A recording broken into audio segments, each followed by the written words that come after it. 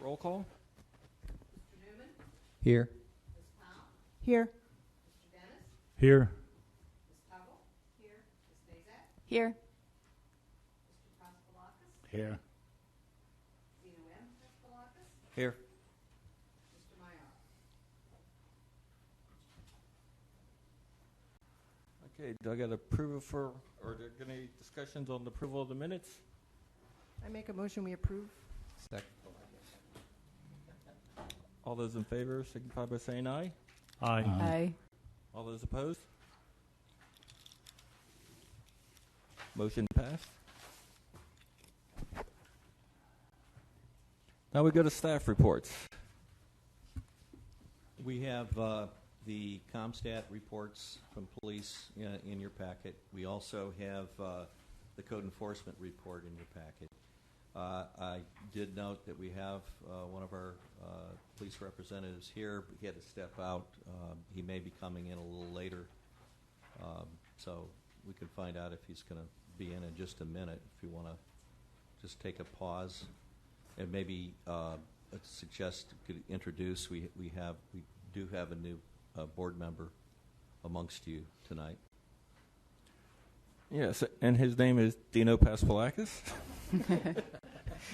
How you doing? He is my cousin. He's an old board member that termed out, and he's back on with us. I served 4 years on the planning board, and then I also served 4 years on this board. And I also served a couple years on the community development board. Okay. Welcome back. Thank you. Okay. Yes, for your police report. Go ahead. Good evening. Hello.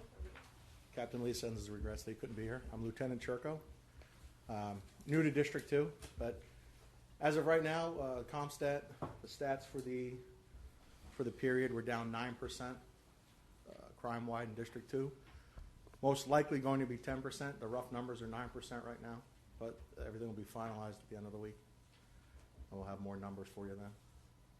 That's all I have for you as far as that right now. Do you have any questions for me? Yes, it's not on the ComStat. It's this code enforcement. Case number, well, doesn't really matter, but it was the Volusia County Lifeguard Station. And I looked it up, and there was nothing on it. I mean, there was, you know. What about the lifeguard station? It's case number CE 2017-3459, and there was no, I don't know what, when you go online, you don't see anything. And I was just wondering. Mike, we'll check into that. That's I don't know what it is either, but if you want some information, I'll be glad to provide that to you. More as a curiosity than Sure. anything else. Okay. Yeah, I can look into it for you, but I honestly don't know what you're requiring. We'll take care of that. Okay. It is on this sheet. I know, but when you go Doesn't to really say much about it. e-track it, there's nothing on it. You know. You've got my curiosity. Me too. I'll check it. That's why. Okay. Okay. Anybody else have any remarks? I just make a comment. I guess right before Christmas, it would really encourage me to see that we have law enforcement officers walking around Surfside Village and introducing themselves to different people, knocking on people's doors and talking to them. And I think that sends a terrific message out to the community. And I just really appreciate that that's being done. Great, thank you. Anybody else? No. Just good job for the 9% decrease. All right, thank you. Is this a good time to make a motion to appoint a new chairman for the year?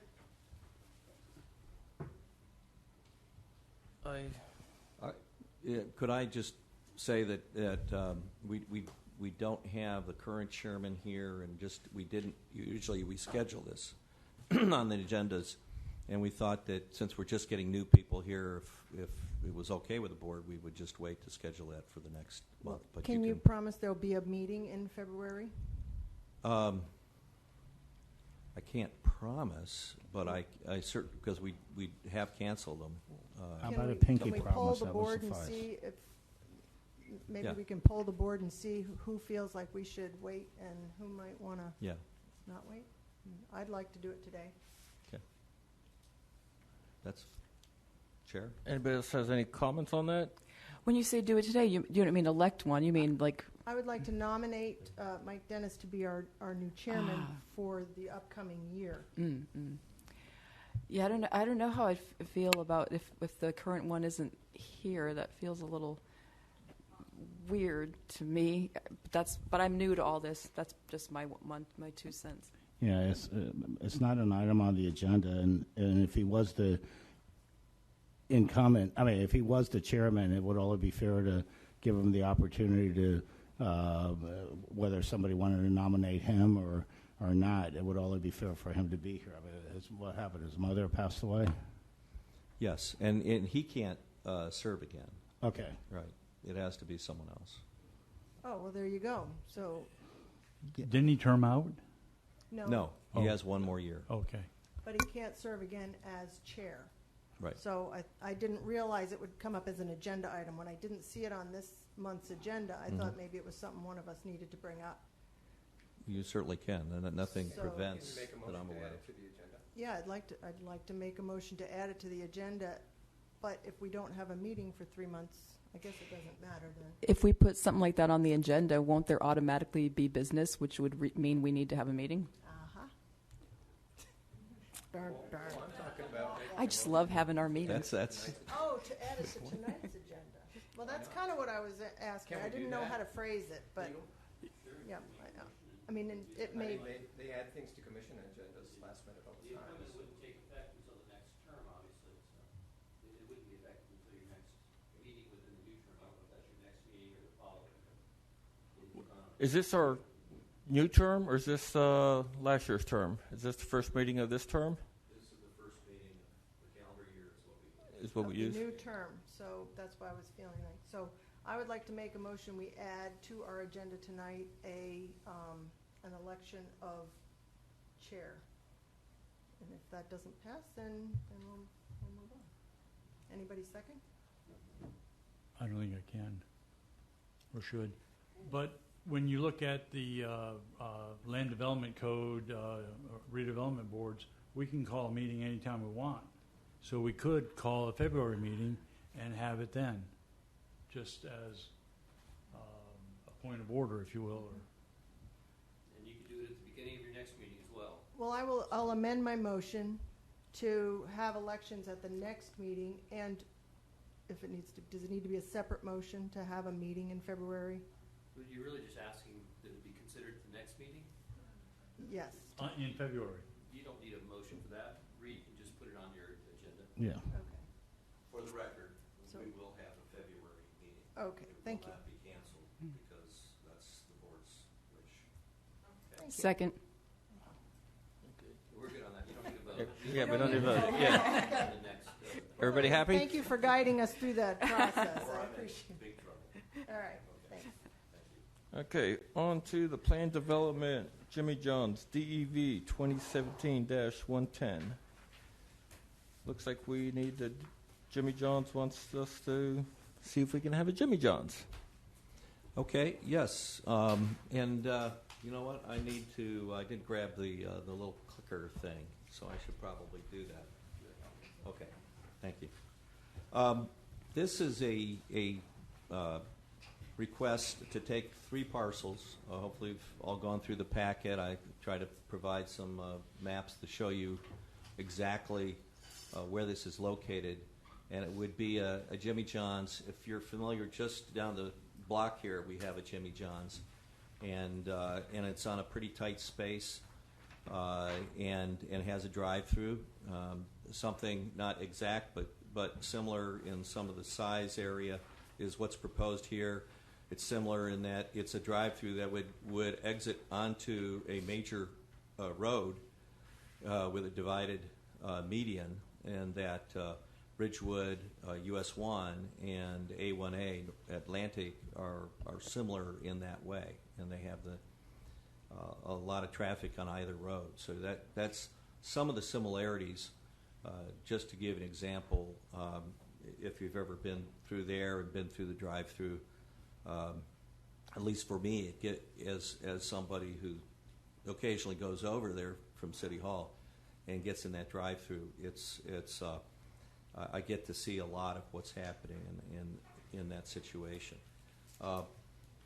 In this case, we're dealing with about a third of an acre, and we're looking at the replacement of a building, office building that's there, and a couple buildings that are residential that are across Coate Street, and so you're dealing with some different zoning and land use in that area. The zoning changes at Coate Street, which is an alley. It's about 15 feet wide.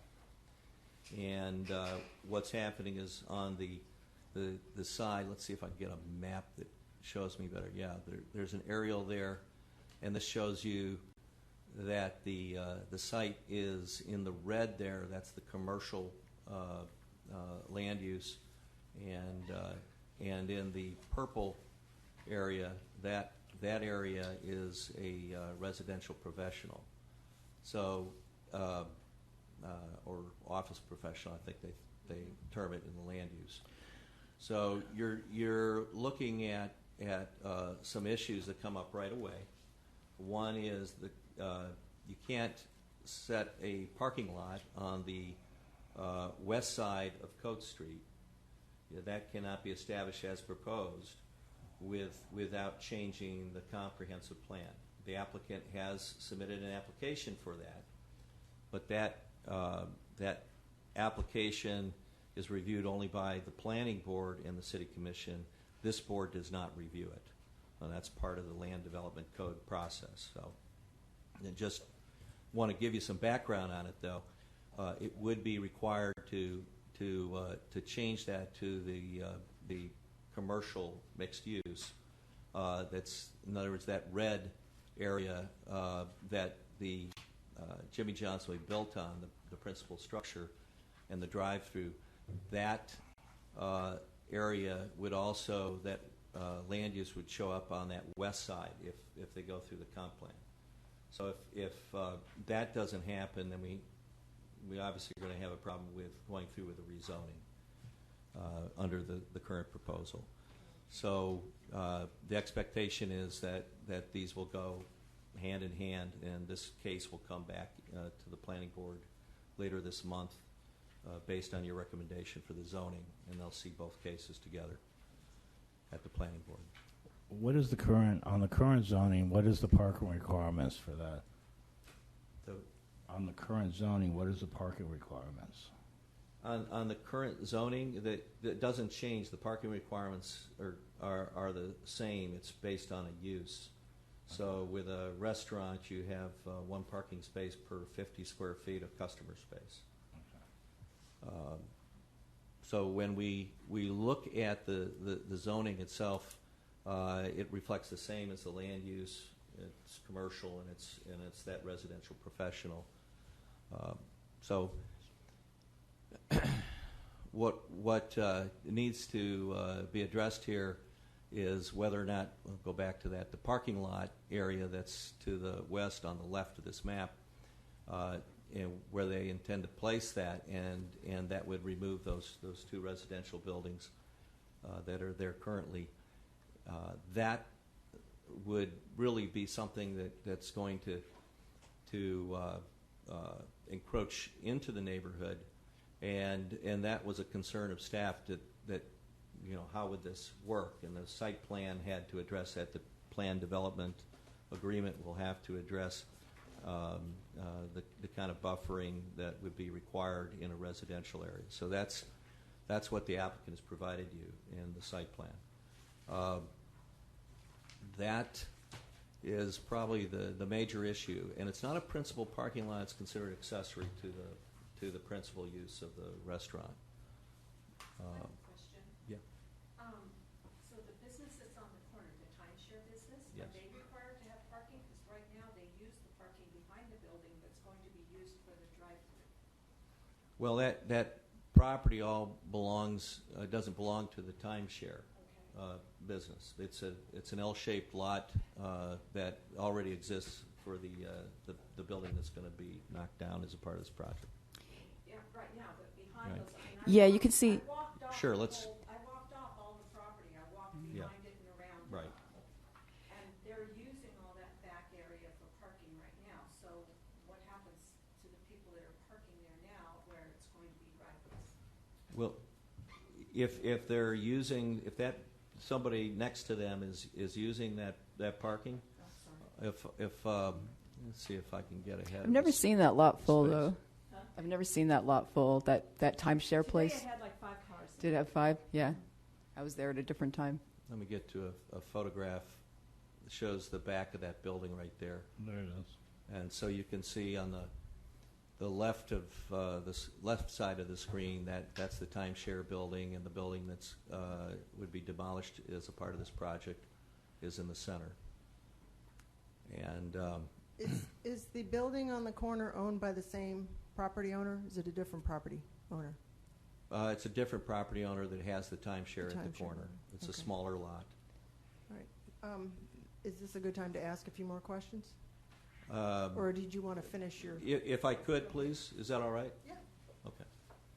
So, again, here's a better picture of the back of that area that's perhaps being used as parking, but not improved as parking.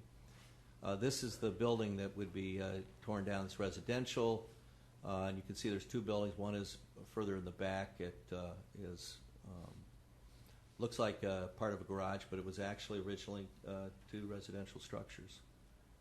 And this is the little vacant lot that's behind that residential area. And Wait, can you go back to that picture? What's weird, I was looking at the site plan and everything. yeah, That white fence is not a straight line on site. Now, I don't know, obviously the property, is different. I mean, I don't know if this, I guess, looking at the site plan, is that actually the line, the back fence or the front fence? Which is the one that goes straight across? I mean, I guess that's going to be a question for the applicant, right? Because it goes like, it's not a straight line. It goes south, then kicks over to the around the tree. yeah. Yeah, I see that. Yeah, it might be best for the applicant that's surveyed that to comment on that.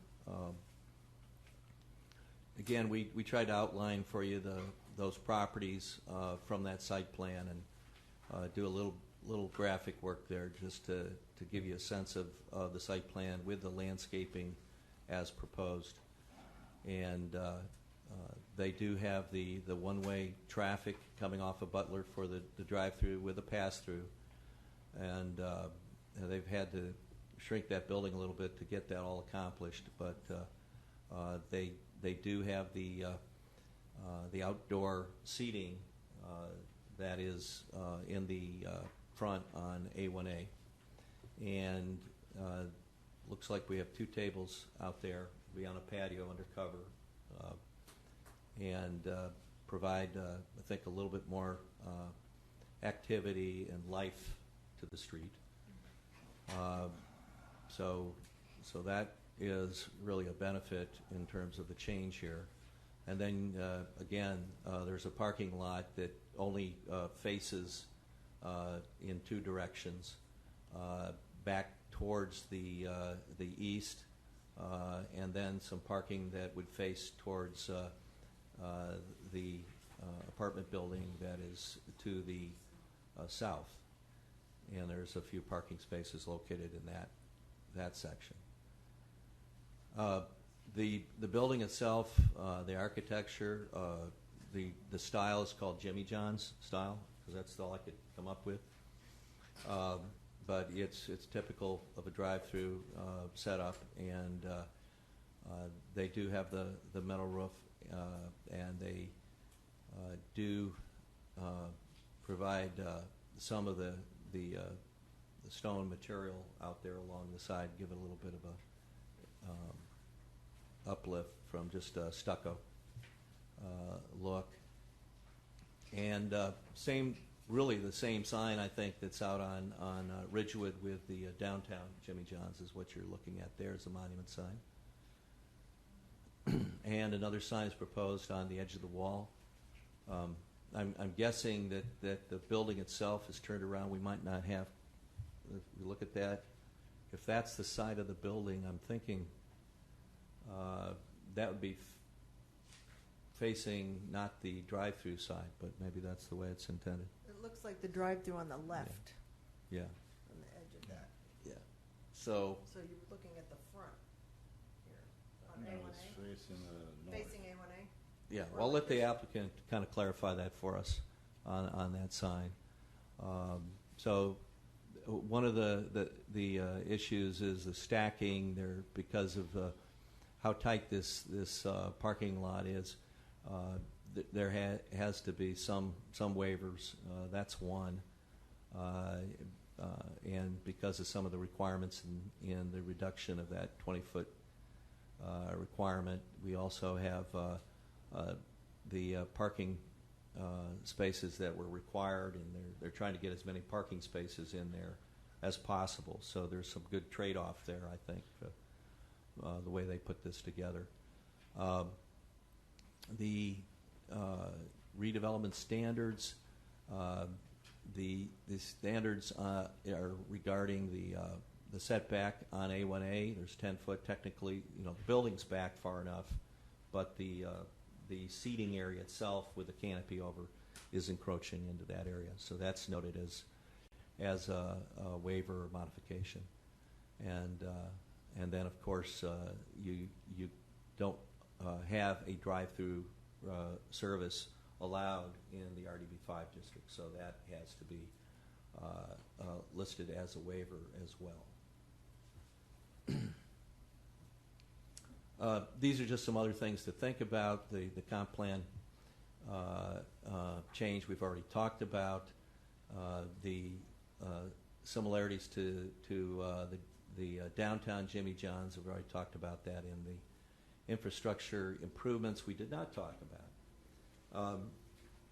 The applicant is going to provide a resurfacing of Coates Street, and it's in pretty rough shape. So they're going to go back in and make those improvements to the public alley. With respect to from Butler to the end of the property is to the end of the property. right Okay. to the south end of the property. Okay. Roughly. Then the on Butler, that's a newer comment that just came in. We went through, I think, 3 reviews, and then the third review, this one, usually we catch these at the front end of staff reviews, and particularly a significant comment like this. So this is a little more surprising for everybody. Is a request to rebuild Butler Street from Grandview to Atlantic. So that's a fairly costly step, but I think the applicant can, if they want to address that, but that is a concern raised by some of our staff. We're at the tail end process of staff reviews, but when we do have a comment like that, we need to make sure we bring it to your attention. Do you mean that they're asking the city, the taxpayers, to rebuild Butler? No. No. Okay. They're asking to do it. The city is saying, as a part of this approval, the applicant needs to rebuild our street, our public street, in that section. So it's somewhat unusual with our plan developments, particularly smaller projects. On a major project where we're talking about a whole block or something, that may come into negotiation. But just so you know, that's a significant item. And you said from Grandview to A1A. That's correct. That is an entire block. That's a whole. Yeah. The whole block. Yeah. Past Coates all the way. Right. So Yes. sizable. Is this just something we're asking them to do, or is this going to be a requirement? Its staff is stating that they're asking the applicant to do it. It ultimately becomes a decision of the city commission whether or not that will happen or not. as part of What the is the applicant's position? Well, that's that. I think when they come forward in just a minute, we'll let them speak to that. Okay. All right.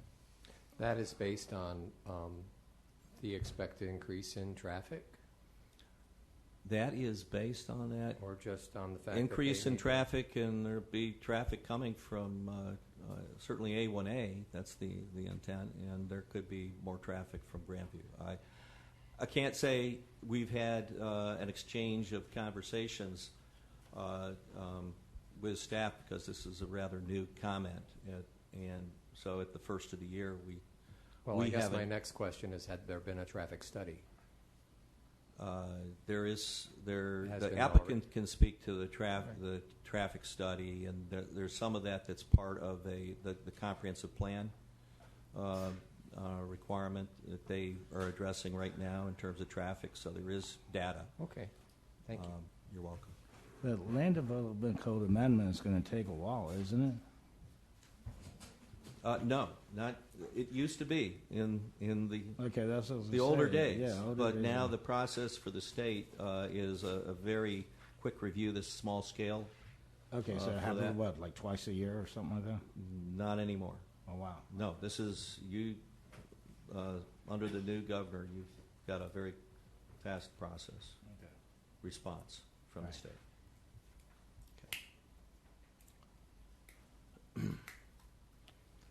So that's it. That's recommendation is if all of those modifications that are being requested are approved as a part of this proposal, then staff would recommend that this proposed restaurant with a drive-through be approved. Okay, where is your, under recommendations, I don't see where they're talking about paving Butler. Is that like spelled Wasn't in out there. somewhere else, or is that something? Just says Coates and Butler. Yeah, Coates and Butler is not a recommendation, something for consideration. So, again, we're recommending this without getting into a condition of putting in, because we're still at a place of negotiation. I'm not sure it's I think this board certainly will want to hear the applicant and then comment on this, and then those will follow through in the minutes for the planning board and the city commission to consider. Okay. Okay. So we're on a schedule you can see up there for the planning board on January 25th, and the city commission is tentatively scheduled for February 21st for first reading and March 7th for the public hearing. And that's the end of my report. So, Chair, if you want to entertain the applicant's presentation. Well, the applicant first. The applicant. Who's next?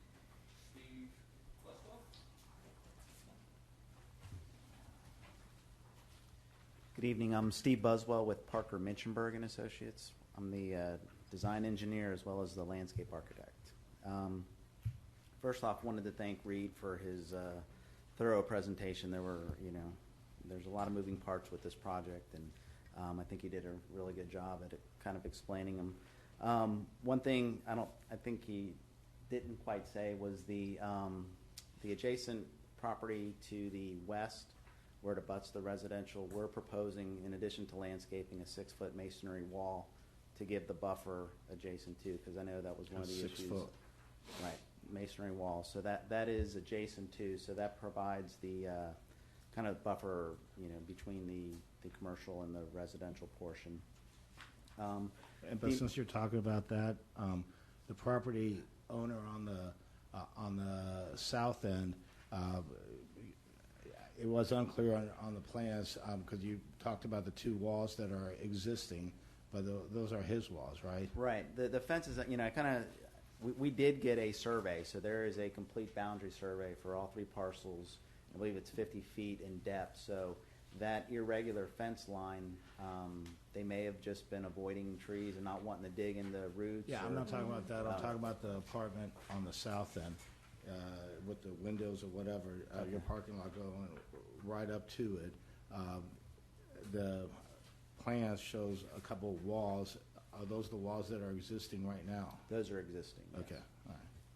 So you're going to put like landscaping or right there? There is some landscaping proposed, I believe, along there. I think the site plan, I think Reed included that in the report, but there is a landscape hedge and the standard landscape islands that we can have.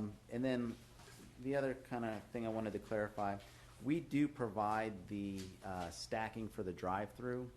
It's actually 7 spaces is required. It's 3 beyond or behind the window and then 4 beyond the menu board.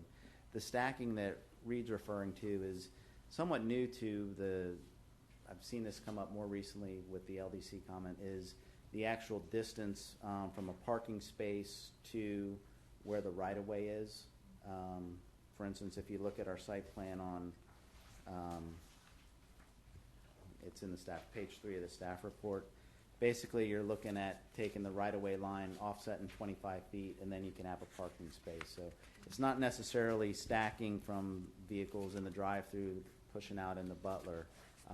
It's more just the dimensions from the alley or Butler Boulevard from a parking space. So that is one of the, and then I've seen it more, it depends on the number of spaces. You know, we're working on the Buc-ee's, and there's actually a 100-foot setback because there's over 400 parking spaces. So it varies, but that is, I just wanted to clarify, it's not necessarily stacking from the drive-through, but the stacking of a parking, just a standard parking space. Now, does the land development code address the amplification of the drive-through, like during past midnight, it's not to be used or something like that? No, Okay. does not. So that's an issue that we need to talk about? Sure, you can, Okay. certainly can.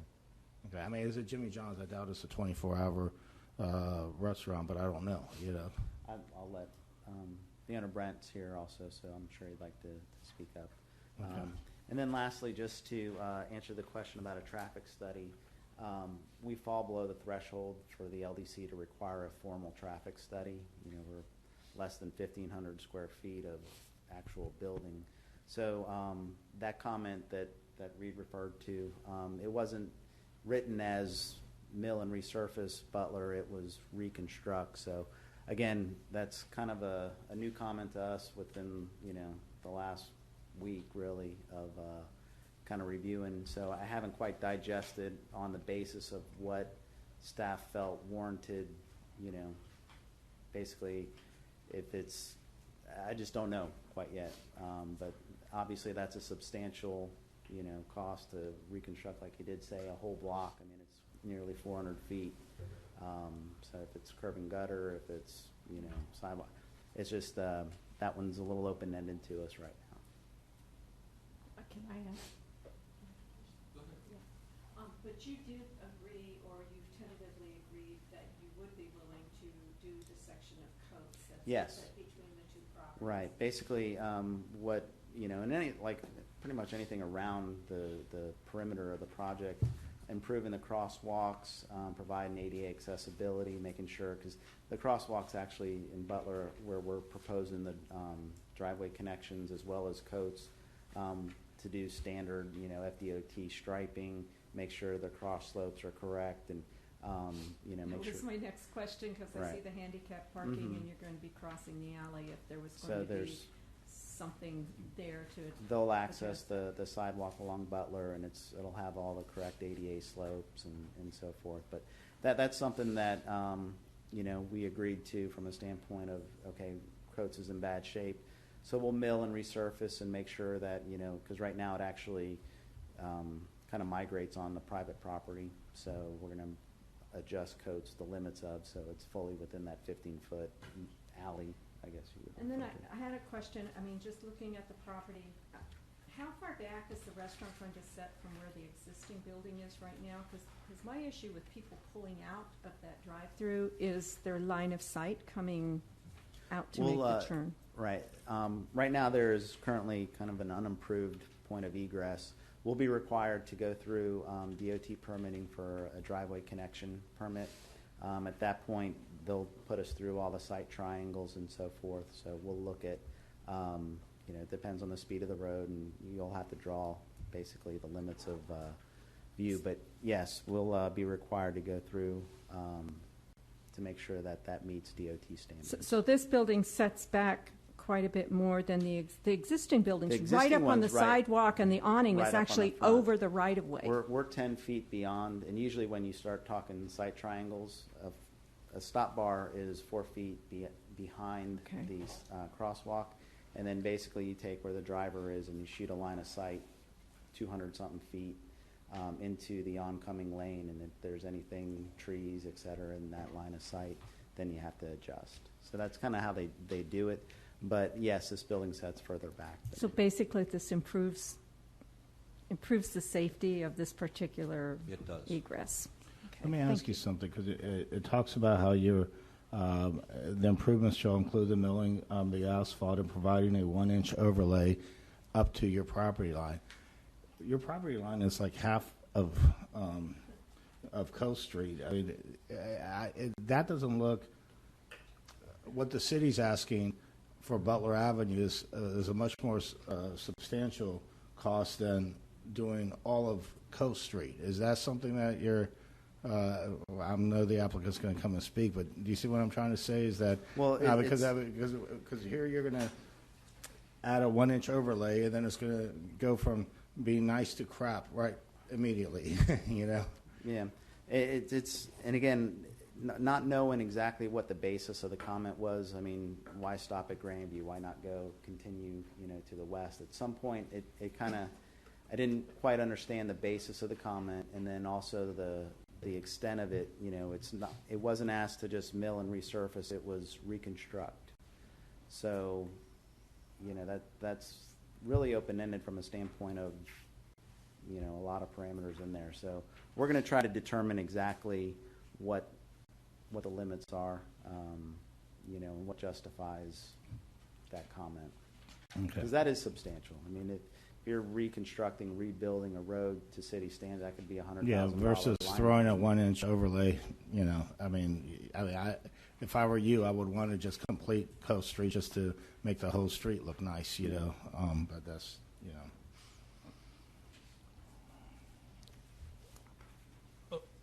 Okay. What happens, like everyone's been at McDonald's or whoever, and your order isn't quite ready, or your fries aren't ready, and there's a spot for you to go pull over and wait. What happens here? How is it? Will it not happen? I mean, I can't tell you if it's going to happen or not. Whether to provide that supplemental parking space. Obviously, we're tight from a standpoint of, if there was room to do that, I think we would certainly provide it. We do have the bypass lane, which allows people that maybe change their mind in the process can move out and emergency vehicles to go by. But there's really nothing in the code that requires it, and something if we did have sufficient room, it would be provided. But I think with it's a little bit different. I think from a Jimmy John's versus someone that may be waiting on the fry to finish or something like that. Yeah. So I think. So you get Plus the Jimmy sandwich, John's, you don't. their sandwiches are fast, right, Brent? There is no waiting. Okay. Is there any waiting area in your current store? In the store on Ridgewood? No, sir. There's not. It seems to be a problem there. So. And this is another sub area of this matter. The two residential buildings, they were constructed in 1920, and they're not dilapidated. They're not falling down. They're actually kind of nice. I guess they're calling to demolish those. There's no way to keep those and have enough parking. No. Or any chance to pursue parking sharing arrangements with some of the neighboring merchants to try to preserve the residential structures. I'd have to. That's just something Could you come up? Could you come up, please, Brent? Isn't the parking for employees, not for customers? It's both. I mean, and I know they'll get a lot of foot traffic from both their employees and customers. Hi, Yeah. my name's Brent Trevel. I'm the major owner. It's a family-owned business with my kids and wife. Can you speak? Up. Okay. So Give me the question again. The residential structures at, let's see, 708 and 710 Butler. It's Right. a little kind of cute little house, and then the accessory dwelling garage apartment behind it. And we have a real housing crunch in our neighborhood. So if I'm asking as a renter, worker bee, the elimination of even one dwelling unit is very painful in our neighborhood. So I was wondering if there's a way to pursue some other way to get the required parking spaces. If there was a way, would you be willing to consider keeping the residential unit? If there is a way, I'd be willing to consider that for sure. Right. Right now, the diner, the Starlight Diner, which is on the corner, is using the property that I'm contracted with right now and sharing our property. Okay. Okay. Yeah. But if there's other property out there, I'd be willing to do that. Yeah. That's it's really a one house. It might have two houses, but it's really It's like a little garage apartment. There's a like a 500 square foot garage, like second floor garage apartment, which a lot of workers in this town would go live there. And then little house, little 700 square foot house. A lot of the employees of a place like Jimmy John's would live in a place like that. I thought about that to begin with. Yeah. Because I do have some folks that could use some housing, but I don't have any place for the parking for either our delivery drivers or folks. And I think that house right now, I was talking to the owner, I think it's there's nobody living there right now. Well, yeah, the person got evicted a couple months ago, I think. Yeah. Okay. Yeah. Well, but that would have to go in the that one small area to the south that's parking right now. Yeah. There was a comment by one of the folks over here about the fence back. That was not from the property that we were looking at. Yeah. The straightness of the fence. I think it's another property. And, Yeah. I was eyeballing it and trying to figure out if you could just put all the parking spaces without getting rid of that little house and apartment. I certainly wish that was an option, but at this point, there isn't any way to put the parking in. And I did want to address a question early for you, Ms. Tuggle. The parking that is on the side there, Reed, can you pull up that one that has the triangle look to it? It'll help on the TV screen here, so I can see. I'm looking at the diagram. Okay. Yeah. So coming in off of Butler, the property on the corner, the very corner, Yes. they do have their own parking. Okay. And there's adequate parking behind that building right now. Okay. For the people that are working there. And that's a timeshare and they're renting. So the additional people I saw were probably people using it for the Starlight Diner. From the Starlight Diner. Okay. Yes. All right. And I guess I wanted to comment that I had a different feeling about the house because I think it needs a lot of work and it's in disrepair. And like I said, I walked around the property and, my feelings in looking at what's going on that property, Butler needs a lot of improvement. The homes and everything need to be upgraded. And if we're going to see that area improve, then we need to make improvements and enhancements to the properties along there. I think that this would be an improvement. And correct me if I'm wrong, did you say that was zoned for offices also? Yes. Yeah. So there's no guarantee that property would be used for a home or rented out for office space or anything else. I appreciate what Jenny's saying about the need for lower end housing. And the fact that it's our classic kind of little historic beachy architecture that our neighborhoods are known for. Yeah, my issue is it's in disrepair, and there's other, when I was looking at the property, it looks like people have kind of misused it. There's like beach parking on my property signs and stuff like that, so. This brings me to some of my questions, if I may. The house, the condition, first of all, have you looked at other locations in the redevelopment area? Were there any other considerations for your, I look every day. I look every day for the best property possible. We've got 5 locations now. This would be our 6th location, so I don't. Mhm. Do all of your stores have drive-through? No, they do not. No, they don't. So it would be feasible to have a store without a drive-through that had more frontage on A1A, more seating, more walk-up friendly, and then you'd have enough parking in the back not to go across Coach Street, possibly. Well, it'd be feasible, yes. Um, If economically feasible, maybe not so No, much. you You need know- the drive-through to make it. Even with all the hotels there and all the foot traffic in that neighborhood? Well, let me, All of, you know, Oh, sorry. let me just kind of, Okay. I have several questions to run through. Then some of these questions might be for Reed. There are two homes, and there's also an office building on A1A that we're talking about demolishing, that were built in the 20s, and I'm wondering if any of these are historic structures or contributing historic structures to the area. In that case, we just have to look at the value of what's being demolished. As far as the condition, the property owner right now has allowed the house to be in that condition. They've allowed parking on an unimproved parking lot. It's sort of been an area that's being taken advantage of already, just kind of up till now, he hasn't really had anything to do with it, so it's sat until you came along. Mhm. And I actually like the idea of a Jimmy John's. I like having another restaurant to go to. I live a few blocks away, and I think it would be great. I have some issues with the way this drive-through comes in off of Butler, comes out on A1A. If somebody wants to go north on A1A, they're going to be making U-turns. If they see it as they're going north, they're going to be making U-turns to come back.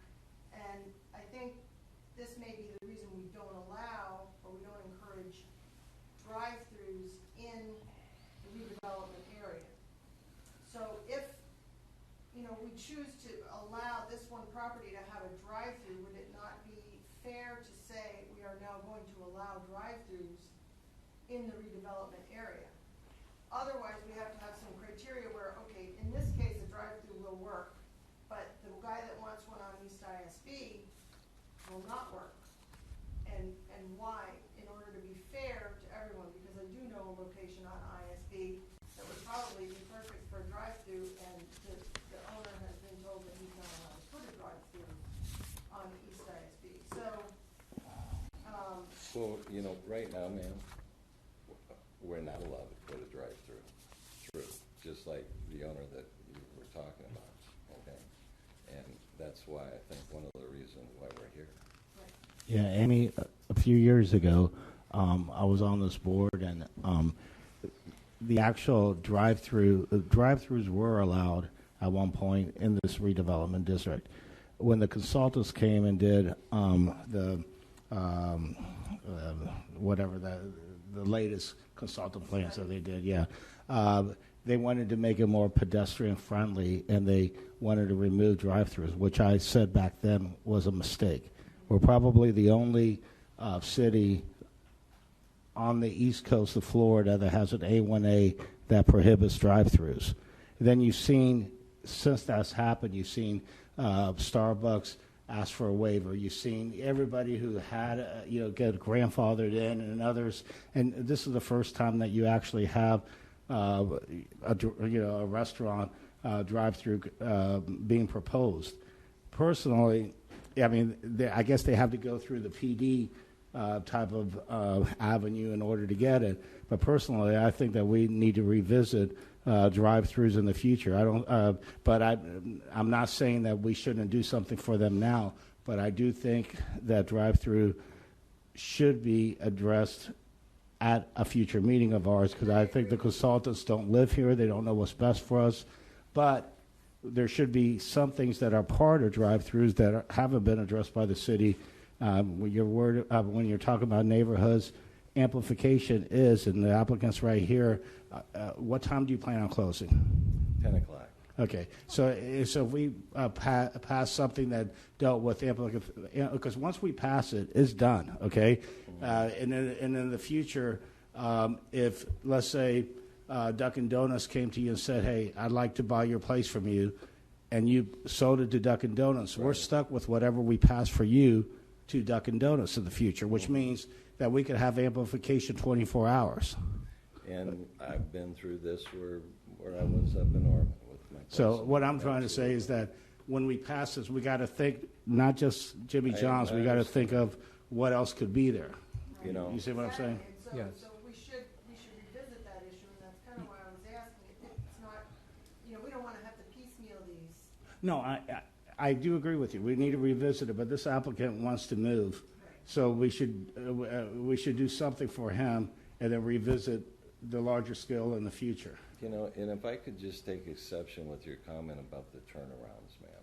You know, there's a road that has access. If you just look at our Ridgewood, we go out onto US 1, which is a heck of a lot busier than A1A, okay? And we only have one way that we can go out onto US 1. And we don't have problems with people U-turning anywhere. And you have access down, thank you, whatever, it's Magnolia Street. And that was just like what we're trying to do here. We're trying to go in the backside and come out the front. And the traffic flow is just going to flow down A1A south to a light. And what I then like, do something at a light, turn right, turn left, go straight. what I like about your exit onto A1A is not being blocked by the building. You have a pedestrian, you have a outside seating area where as the person exits, he can look to his left, to see oncoming, and he's not being blocked by a building. So it actually opens up the door for visibility. It does, and it serves two purposes, because we want that outside look for the people that are visiting, that openness and to eat outside while you're here, and then it also gives us the free access of site, or the site access. I do like that part of it.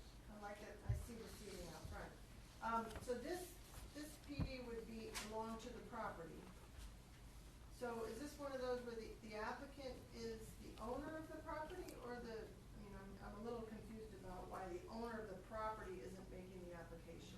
Well, Maybe I misunderstand. I'm contracted to purchase all three of those Okay. spaces. Okay, so that's my request. I thought you were leasing something. So I just wanted to additionally comment on, we have multiple businesses on A1A right now that are already doing what he's suggesting. And even though I go to some of them and sometimes I'm a little irritated because I'm on the wrong side of the median, I think people adjust pretty well, and I haven't seen it cause major traffic jams or anything. I think it works well for pedestrian traffic. So, I think it's good that we have the conversation, but I don't think the right turn only is really a negative thing. I think it creates better traffic flow, and they can always go down to Aura and come around the block and go back to Grandview and scoot up back in. So, you learn once you get used to the community. And so we have you at the hot seat right now. What's your feelings about staff's suggestion on resurfacing Butler versus resurfacing Coates or whatever? Well, when you're a business person and you make a decision to open a store, and the economics come into play, and it doesn't matter whether I'm a little guy or whether I'm Hyatt Brown down here, and the economics come into play, so we put it all together and we think, okay, we can sell $5 sandwiches at this place, and we can make some money, and we can improve the city, the beautification A1A, and we can all be happy and friends. And with the city wanting us to do capital improvements on their streets, never did factor any of that in. Yeah, but on Coates Street, we're not talking about a very costly thing. It's a 1-inch overlay. Mm-hmm. And you're doing half the block anyways. Is that something that you might want to just throw a little bone here? If I look at the numbers, I'm a numbers guy. And if I look at the numbers and we can do it, and it doesn't cost an arm and a leg to do, like anything that probably I'd have to do out on Butler Street, we'd certainly take a look at it. But right now, No, I'm talking about Coast Street now. I know you're talking about Coast Street, and like, it flows well to fix up that road that is broken down and Right. one way and worthless Right. to what we'd like to do there. And my first inclination would be, that's a city road to begin with, and it's been there for 50, 60, 70 years.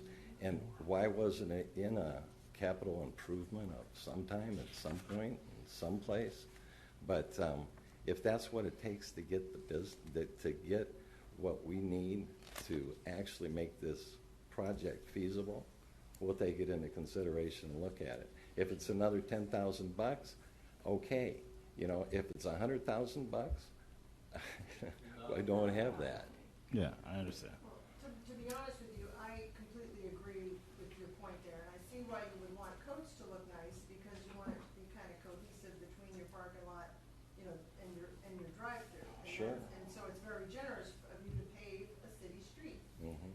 As far as Butler, I mean, you legitimately made a point that the city should be responsible for its infrastructure and these streets, and I honestly have to take your side on that one. And I appreciate your willingness to even discuss it, but Okay. just the fact that you're taking that property that right now, it really looks like crap.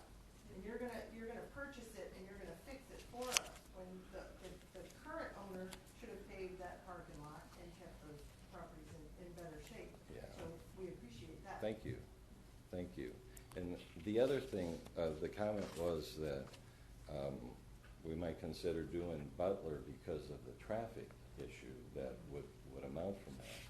Well, when we do a drive-through, I go over and pay the county for a drive-through, and with all those traffic, they do all the figuring. Sidewalk stuff. But they do all the figuring, and that's like an impact fee, and it's only for drive-throughs. And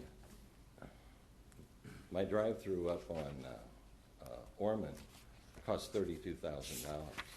It was an impact fee I paid to the county, just because it was a drive-through, and it was retail space, but it was identified as a drive-through. And there's an extra county impact fee for drive-throughs, which is significant. It's over $24, $25 a square foot. What are your opening hours, by the way? Every store we have right now, we open when the bread is baked in the morning. So it's 10 o'clock in the morning, roughly. And we close at 10 o'clock at night. Now, I might have spoken a little out of turn, because all the other stores that we have, we've got 5 of them close at 10 o'clock. Over on this side, we might stay open till 12. It really isn't our decision. That's a corporate decision. I'm just a franchise owner. They tell us how long we're going to be open. I have a little input into that, but they have the final say. But you have dealt with noise ordinances in other cities where, and I've seen it in other codes where, as of a certain time, amplification is not allowed. And that, even I think, I forgot which. I think I read somewhere where, is it the city of Ormond? That's 11 p.m. or? Okay. What are we? The city of Daytona Beach. What do we have any rules on outside amplification? I think it's 10 o'clock. We have rules which deal with decibel levels and that sort of thing, but And what is the required- decimal level? Oh, I couldn't tell you what the Okay. levels are. They have meters, obviously, that read those and determine if there's a So violation. us doing this would not amend the standard LDC as far as amplification of the drive-throughs and everything like that, the decibel levels or anything like that. That will stay put. I'm certain a standard drive-through would not be close to violating the decibel levels that are in our ordinance. Okay, all right. Yeah, that's like 70, I think it's 70 decibels as far as I remember. I guess I would just comment on that. That it appears like on one side is is a T-shirt shop, right? Mm-hmm. On the other side is the timeshare building. Yes. these aren't businesses that are going to be impacted by noise at 10 or 11 o'clock at night. And then you have a buffer behind you with the parking areas and No. everything else. I mean, I think in this situation... The menu sign is facing the lights. is facing Coast Street, just so you know. Okay. And they're going to have a 6-foot fence across the back? Yes. Okay. I think the decibel level's probably No, higher it with does- traffic it's not on gonna the... go past 70, I'm positive of that. Yeah, Okay. okay. That's all I had to say on that. I got a couple of things. How many jobs? 15 to 20. Okay. So, When a delivery truck comes in, how are you going to do it? Because across the street, it's a real pain. There's an unload area, but no one, it's not scheduled or anything like that. So it's kind of like, what kind of delivery schedule or? we get a truck once a week, and it usually comes in the afternoon, and it comes after our lunch rush. So it comes from 2:30 to 4 o'clock, 4:30 most of the time. And that's a time when we're kind of in between. And But traffic-wise, I mean, is it coming down through your drive-through? hadn't even thought about it. Okay. It can go down through the drive. It can sit on Coat Street and just go straight out Coat Street because they dolly everything in anyway. Okay, to so the back door. it could potentially be in your parking lot and then dolly it. Sure. Yeah, okay. Absolutely. Is there any inside dining? Yes. About how many tables? It's all. It hasn't been laid Okay. out yet. Okay. Because corporate lays out the dining, but the size of the building, we're asking for 1,400 square feet with the outside portion too. So there's seating for 8 outside. There's going to be about seating anywhere from 22 to 30 inside. Okay. And one of the things with us is that it's a high turnover because we get the sandwiches to you fast. People are at lunchtime. That's one of the reasons they come, because they don't have a lot of time. So the inside turns over a lot. That's why we don't require seating of 50-plus people. It's freaky fast. I hope so. And this more for the engineer, but there's some power, or they're not power lines. They look like telephone or cable TV lines over where the dumpster is going to be. And you might want to take a look at that height when he dumps it. You might ding a line or two. Not sure, but I eyeballed it. That's all I had. Security cameras, the last question. Okay. Cameras on the parking lot? We'll put them on the parking lot. You kind of like that. I've got security cameras inside, but I'm not required to put security cameras outside. But I probably need one more than any other place, just right at the dumpster. Yeah. I had one other question. And I guess it's kind of a security issue. You're going to be right by the beach. How are you going to monitor your parking lot for people abusing it that want to go to the beach? Well, right now with the one on Ridgewood, okay, and if you're familiar, just right up the street here. And so Zen Bistro came across the street next door, and it's a different lunch than my place. And we'd have ladies and nice clothes and coming in, and office workers and employees too were using my parking lot and then walking across the street. And I didn't have enough parking places in the back for my delivery drivers. They didn't have anywhere to park, and so we worked out things, but it didn't work out good enough, and I had to put up signs. And when I put up signs, and the first car that ended up having to get towed, that was the last time I've had to do that. Yeah, and I think that would maybe speak back to what Amy's talking about with security, maybe some kind of security cameras. And I just wanted to jump in. I agree with Amy about the situation on Butler. I commend you for what you're proposing for Coates. Obviously, there's a huge need. I mean, that street's a mess. You know, I just question, since when do we start asking small businesses to do city streets, you know, with If the I can diner comment rebuilt? on that, we haven't traditionally, but Yeah. a lot of other cities do. Ormond does it quite a lot. And some cities do that as a sort of trade-off for modifications that are asked for. So whenever you see modifications, a lot of cities will require something in return to give those modifications. And I'm not saying that we should or shouldn't. That's how I see that, is the city kind of making a move toward that. Okay, you want this, and this modification, then maybe you could give us this in return. Ormond is really heavy on that. I don't know if you had that experience with them, but I've known people open businesses that had to put an extra lane on Granada as a turnoff lane.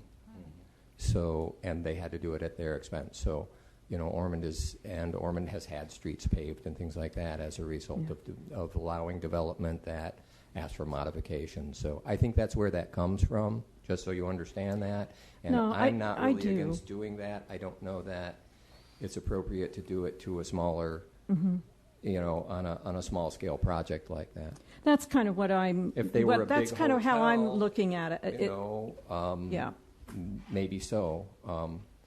You know, sometimes people don't think about it, or maybe just haven't thought about it at all, that when the Jimmy John's sign goes up, that, you know, there's a corporation behind that, and this corporation is family owned, and it's my wife and 2 kids, and I'm not a big corporation. I'm just an individual franchisee, and I'm doing all this at my expense. Well, I guess that's the point I'm getting at, is we have small business owners coming in wanting to, family-oriented people, trying to get things off the ground here in redevelopment areas, and that we should be promoting that every way we can. And, you know, sometimes we put barriers that are a little unrealistic, and I'm not saying that that barrier's there. I think that was presented as a possibility. I think that you've gone above and beyond to suggest that you will do Coates, and I think we all applaud that. But I look at, like, the diner rebuilt. They weren't involved in doing anything to the road. We have other businesses, and we just have to look, I think, from a redevelopment standpoint in small businesses, what's realistic financially for their investment. I'd hope so, because I see a lot of potential with that Beachside. And it's little guys, not big guys, that are buying those little places like the one I'm looking at. Well, thank you. I'm going to agree also, because I think maybe it's going to be a partnership where you shell out a couple of bucks and the city shells out a lot more. But to put a barrier in front of small businesses that want to establish, I think that's not right. Well, I hope it's a win-win. Yeah. And you know, that's what I'm striving for, because it's not only just us putting up another Jimmy John's in a location. I mean, you know, we've been in business since 2003 in this area, and now we have 5 stores. And don't think that it's taken me until 2017 to look for an opportunity and a place over on Beachside. Okay, so I think a lot of small businesses just like me are doing exactly that. They're evaluating, and we've decided that the time was right and the opportunity was right to take a look at a place, a store over on Beachside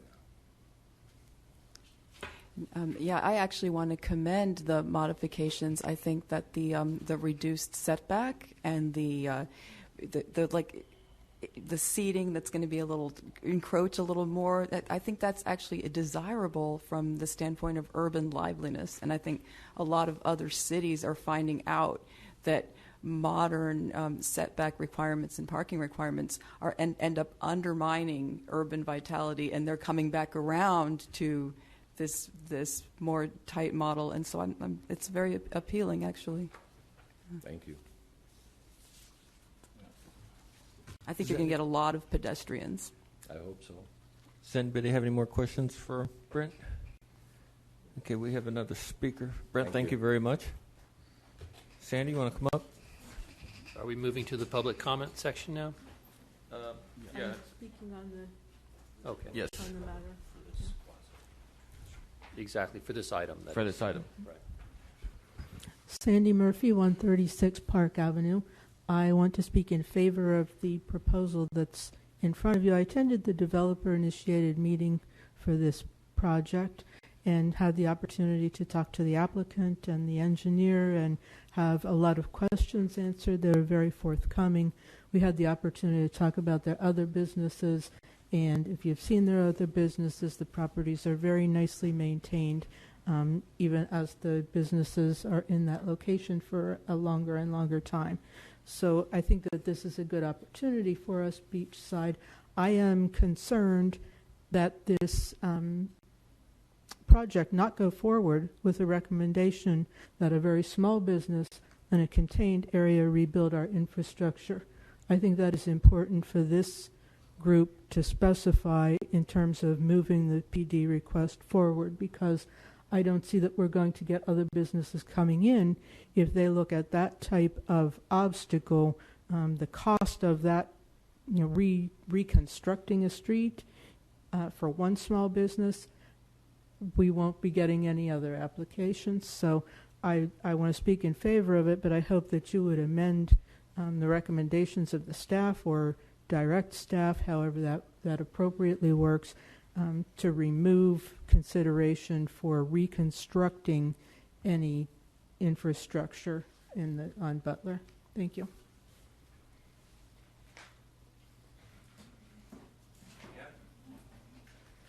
Hi, Ann Ruby, 137 Park Avenue. I also am in favor of this project. It's kind of a small, awkward space. It's going to be a great thing here.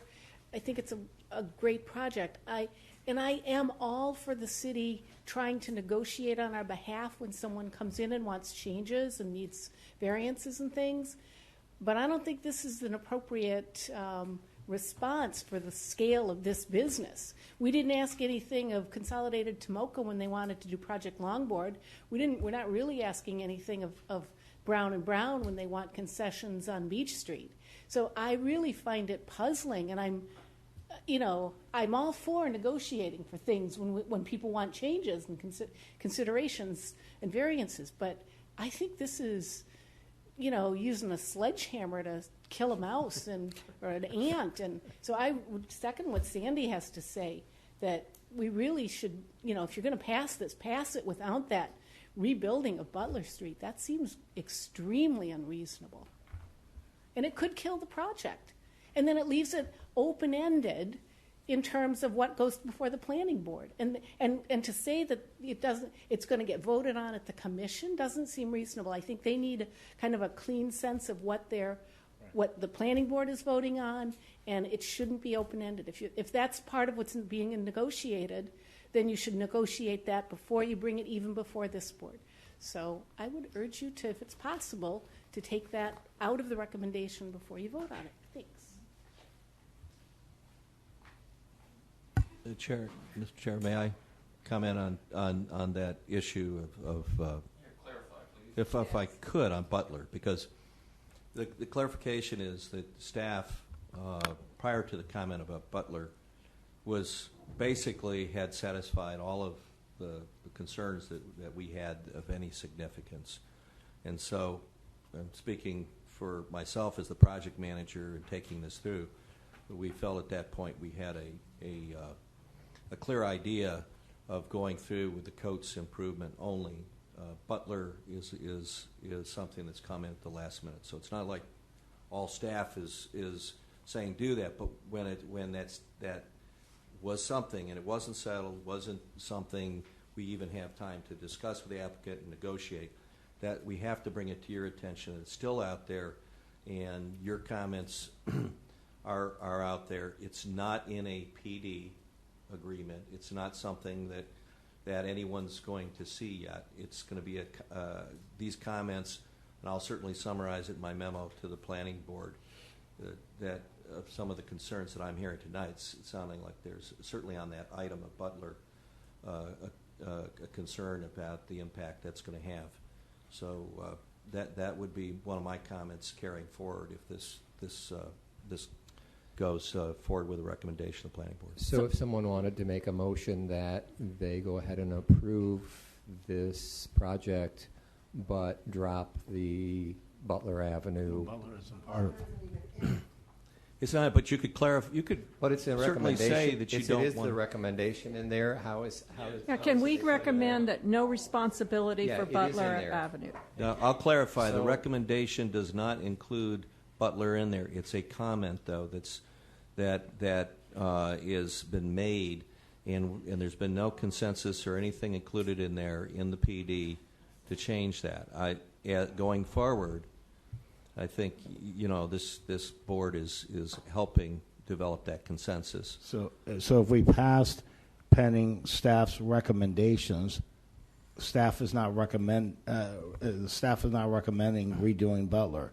It was a suggestion, not a recommendation. So we could actually, in our motion, we could say pending staff recommendation, and that would involve everything, but would not involve Butler. Right. And I can tell you that it will still be a comment, and it needs to be a comment resolved because of one staff person can continue to be to take issue with that, and in this case, with our public works side of the city, we have to understand what that comment is, what we need to do to resolve it, so it doesn't go away. It's just going to be for the next But it's a round we'll comment. have It's the not a discussion. suggestion. Okay. Right. I guess my question is, can't we amend this with the stipulation that we, as a board, pass this with the understanding that we do not feel that the developer will have any responsibility for Butler Avenue? Let me explain, if I can, what you're considering tonight. So this is an application for PD zoning, right? So it's the applicant's request. Their request, as it stands currently, does not have this stipulation for improving Butler. The only thing that references the Butler issue is a staff recommendation or a suggestion. Right, but it's not part of the application. Right. So for your consideration tonight is whether to approve or deny the application as it stands, which does not include the Butler improvement. Now, you can make any comments you'd like. As Mr. Berger said, they'll be part of the record, and I'll leave it at that.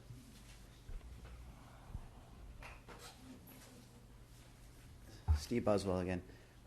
It's kind of worded, and typically I've seen it done in the past where it's approval pending or resolving all of staff's comments.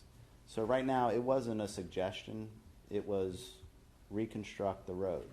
So if there is an amendment to the PD, it could be put in there as no improvements to Butler are required or intended, or because basically unless there's some stipulation given to acknowledge the fact that that is a staff comment but you're not agreeing with it, to carry it forward, I don't know how that addresses the board's intentions. But the applicant is okay with completing Coast Street between... Yes.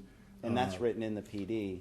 But again, this was a kind of a new staff comment, and come, next week when the plans are revised, if I don't show a new route survey down, to Grandview up to A1A and new sidewalks and curb and gutter and inlets and drainage, then basically I'm not going to get approved by staff until they're satisfied with whatever that comment's not suggested but met. And the reason I'm only bringing it up, I know, is because I don't want. I am a little concerned, and I know I'm not talking about decibel lovers or people that are sleeping back there and everything. I am concerned over past midnight. It's not an issue here. So if we also said the drive-through will not have amplification past midnight, that's not an issue either. Okay. All right. Thank you. Like I said, you could in the future sell the building, okay? And we're stuck with whatever we do for you until we have clarification for all of A1A. You know, if we were to change the drive-through for the redevelopment district, you know, that would be something that we would be considering on the overall. But right now, we've got to do something for you. Well, I just hope you address Steve's comments because No problem. you're the person right here. We've had a lot of delays in this project, and for him to go and do a whole bunch of more drawings and sketches and things on a city street, and for me to pay him to do that, I understand. it doesn't make a lot of sense to me. And I know Steve's expensive. Well, so my question back to the city attorney, we are approving the PD as written right now. So can we approve it as written with no further revisions? Well, Meaning, I'm not comfortable saying pending staff recommendations because I don't think I'm going to agree with those staff recommendations. So I don't feel that I can approve it when it says pending staff recommendations. I feel that from what I'm hearing, I'm very comfortable with what he has presented in his PD as written, no further changes. I might suggest a motion worded in this way, a motion to approve the application with a recommendation that moving forward, that there not be additional conditions for improvement above. That would be great. Excellent. Say it. Well, wait. Are we closed Okay. with a public comment? That's. We close with public comment. Do we have any more board comments?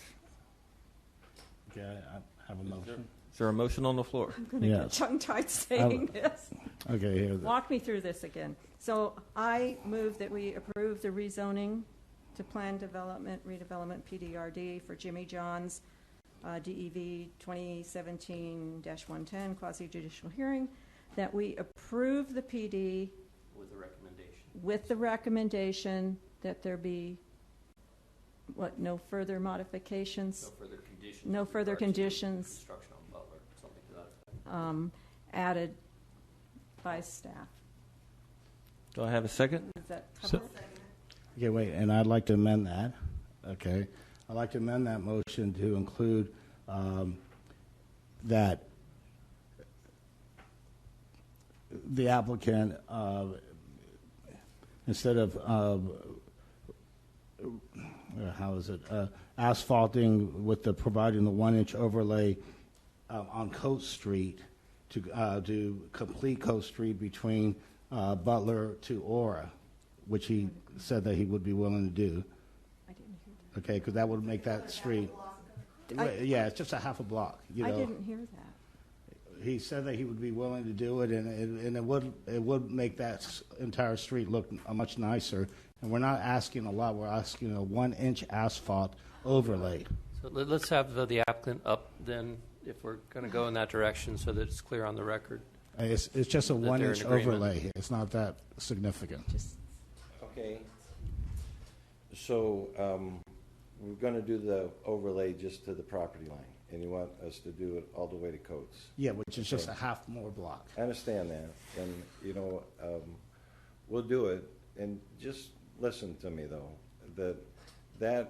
that alley is in such disrepair, and the other half that won't be, if we go through with this project, won't be our property. I just even wonder why you would upgrade the alley for that piece of property. That's my thoughts. I've got no problem doing it if that's what it takes to move forward. We've been in this process since July of last year, and have finally gotten this far, so I'm all for keeping the ball moving. No problem. And if that's something that I need to do, then fine, let's do it. But just, there's a lot of But we things. move it forward. There are a lot of things that need to be worked out in that beach area, and I certainly hope that you guys can really focus on it. Okay? And this project is going to be a plus I agree for with that you. area. I agree with you. I'm Yeah. excited over it. Okay. Good? All right, and in addition, the outside amplification to cease as of midnight. That's the amendment I'm making to the motion.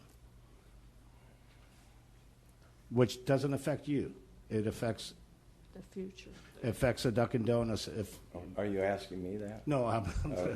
telling. Okay. I would make a motion to approve with the amendment about the. Hang on, let's slow down a little bit. We got too many motions on the floor. We we'll- do have a motion on the floor. so We what- do, and we've got a motion to amend. We'll need a second on that. So before we move to a third motion to amend, let's get through this one. And we'll need the applicant's, again, consent to a time restriction. A time restriction. You said Oh, close yeah, by to midnight, right? midnight, yes. So again, we can't force anything on you at this stage, and you'll need to agree to that and to amend your PD in that regard. So do we need a second on the first motion? Dana, I have a What- question for what- you. Are you saying for him to close at midnight, or the drive-through can't work after midnight? The drive-through. I'm not saying he has to Okay, close. yeah, so make sure we're not saying I we mean, gotta close at excuse me. midnight. I It's didn't even say drive-through. the drive-through. I said the amplification on the drive-through, which means that theoretically somebody could walk, They drive could up drive to the up window. to the window and just give the order through the window Right. instead of the microphone. We've never, and that's fine, and we'll agree to that, but the amplification on the drive-through, it's all adjustable. And it isn't like the old times maybe, but we've never had, I've got 3 drive-throughs out of the 5 stores, and we've never had a noise problem. I understand they want to cover all bases. I did see some residential housing Okay. towards the back, and that's the only reason. Over here, you're surrounded with commercial establishments. That's why. And again, this goes with the property, not with the owner of the property. So if Jimmy John's decides to move out of that location and someone else moves in, we want to make sure that they're going to agree to that same, Fine with me. and not be blasting music out of the Okay. drive-through at 1 o'clock in the morning. Yeah. Because Okay. people do that. Okay. And there is a homeowner immediately abutting the western edge of that property, so that seems like a valid consideration. Yeah. Okay, so can I present mine again? So you, Well, no, well, right you- now we you got to have- vote on Yours the has amendment. always already been seconded, and then we have an amendment. Okay. So we have to go to the amendment side, right? So far, so good, right? We've got an original motion with a second, With a second. and then we've got a motion to To amend amend. the original motion, and no second Yeah, yet. no second. So, Dina, you want to read your message to amend again? My motion to amend would be to continue Coast Street from Butler to Aura, and as far as providing the 1-inch overlay as far as the asphalt, and to cease amplification of the drive-through after midnight. And Do I have a second? And I thought you had a third item for. no, I didn't have a third item. That Okay, was just it.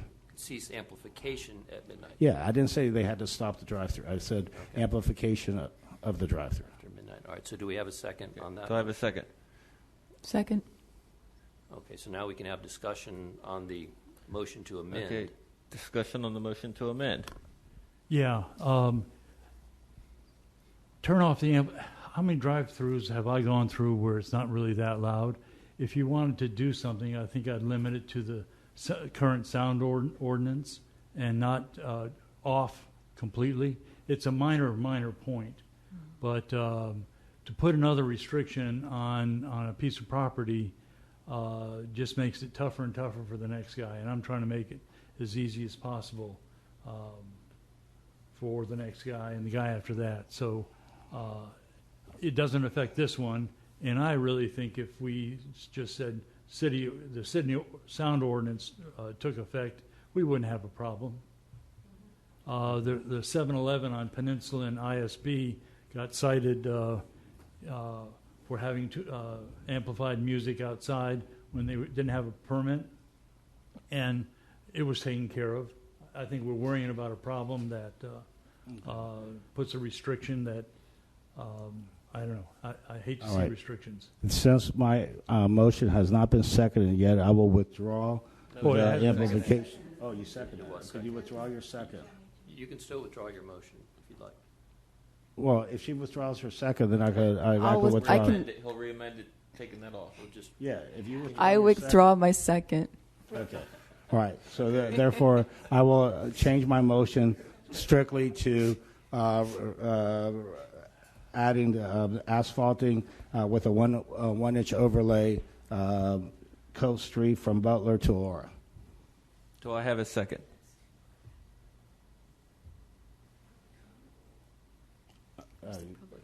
Well, after the second, then we could open it up to public discussions. Yeah.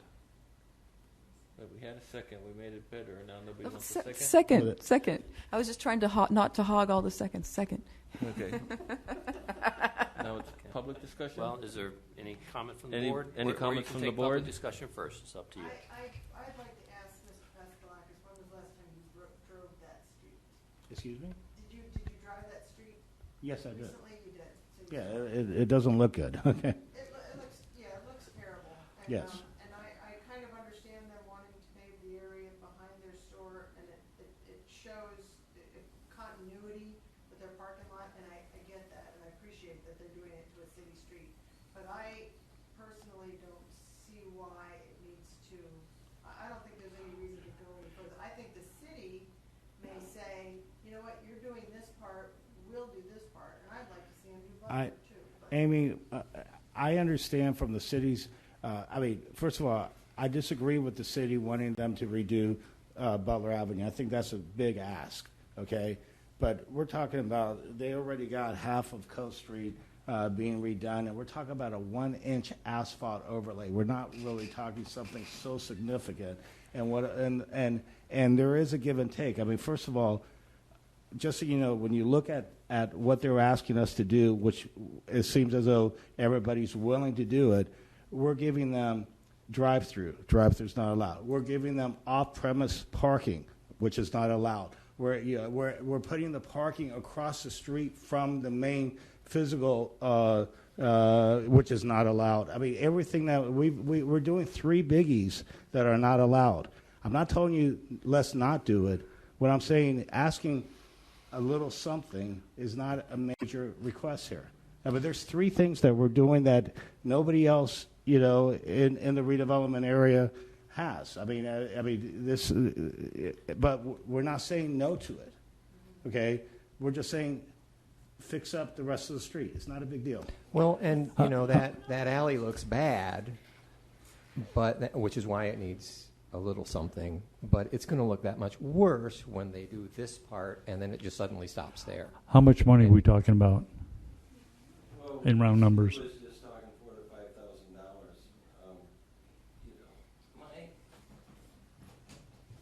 My comment is, I understand exactly what you're saying. Okay, I'm asking for this. I'm asking for a drive-through. I'm asking for parking.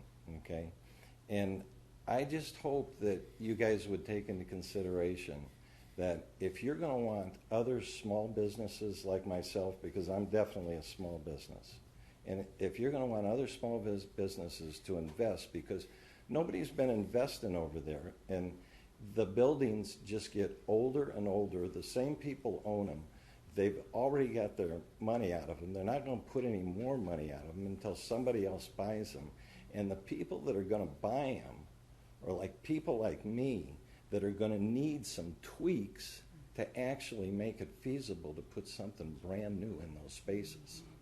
And that's, so I don't look at it as you're giving up things or I'm receiving things, so more as we're jointly figuring this thing out to how to get something brand new and more vibrant and generate some, lights in that Beachside A1A. And by the way, this $5,000 we're talking about, I'll be the first to tell you, make an application to the city for the sign that you're going to be putting up. You get a kickback from the city for to go towards your sign and what have you. Do we still do that in the? I prefer you not refer to them as kickbacks. Not a kickback, but it's a, what is it? What? A grant, okay? So you're going to get it back, okay? Yeah, and I've done that work with the city before, and they gave me not kickbacks, but they gave me kickback, whatever. So I'm not trying to hurt you here, okay? I got you, but my point was that we've taken a long, hard look at the beach again after many years of saying, are you kidding?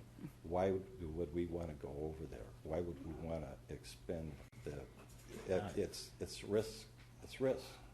And I think that more businesses like myself, in order for them to make it even feasible for them to come into some of these, hopefully, businesses that are going to be selling and they're going to be able to get some new stuff in there, that they're going to be asking for things just like I am, you know, and it makes sense for both of us. So I don't like it saying, well, I'm giving you this, you need to do that. It's just, I don't look at it that way. I want to comment, and this goes back to Monday night's meeting with the redevelopment board that the county manages. One of the big things that they have been presenting is incentivizing things along A1A and in our redevelopment areas. And that came up over and over in the recommendations that they have talked about. And so when I hear someone like this, I don't think that we as a city are giving things up. I think we are gaining, and we need to support people like this.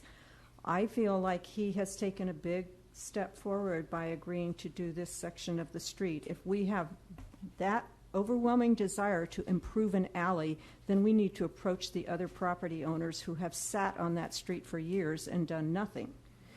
And if the city wants to leave it that way, then that, to me, that's the city's choice. And it isn't just that section of Coates. The rest of several of us live near Coates and other sections of the redevelopment area, and it for sure isn't any better, but no one's stepping forward to change it. I think, yes, he's asking a lot, but yes, we are gaining a lot, and we are not going to get more people like this and more businesses like this if we don't learn to welcome people and try to make this process as welcoming and as positive as possible. I think he is already giving us plenty with the half block of Coates. I don't think the rest is necessary. Okay. Any public comment? Fill out a form. Ann Ruby, 137 Park Avenue. I agree with Marcia. I understand your sentiment, but he's guessing at the cost. He could get into it and find out that to do the 1-inch overlay, he has to do something bigger and more major.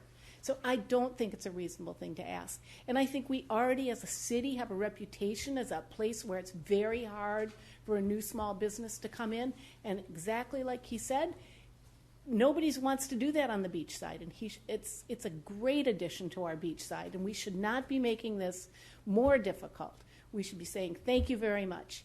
And I literally cannot get over this, that when the Project Longboard came before the city staff wanting to increase the FAR by a ridiculous amount, wanting ridiculous height restrictions, height limits, they were not asked to provide anything at all. And that's a big, deep pocket. That's not this business owner.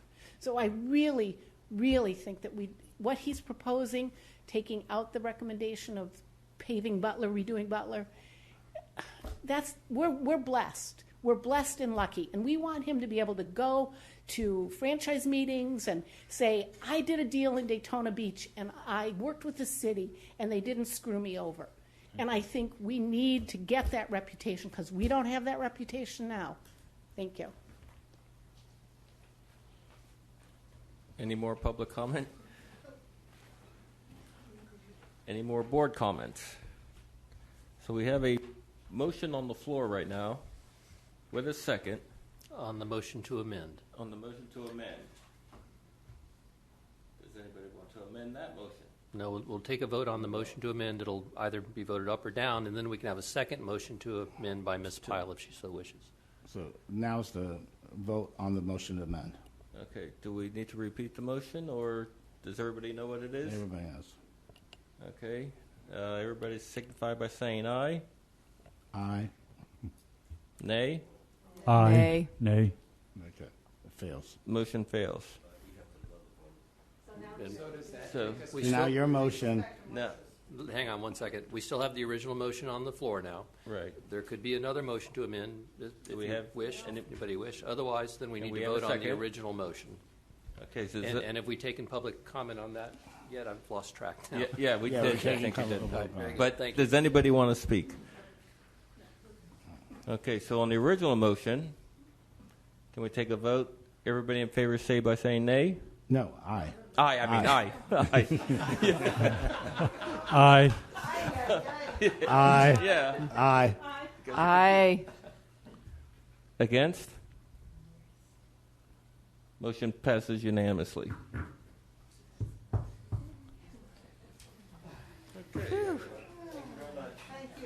Thank you.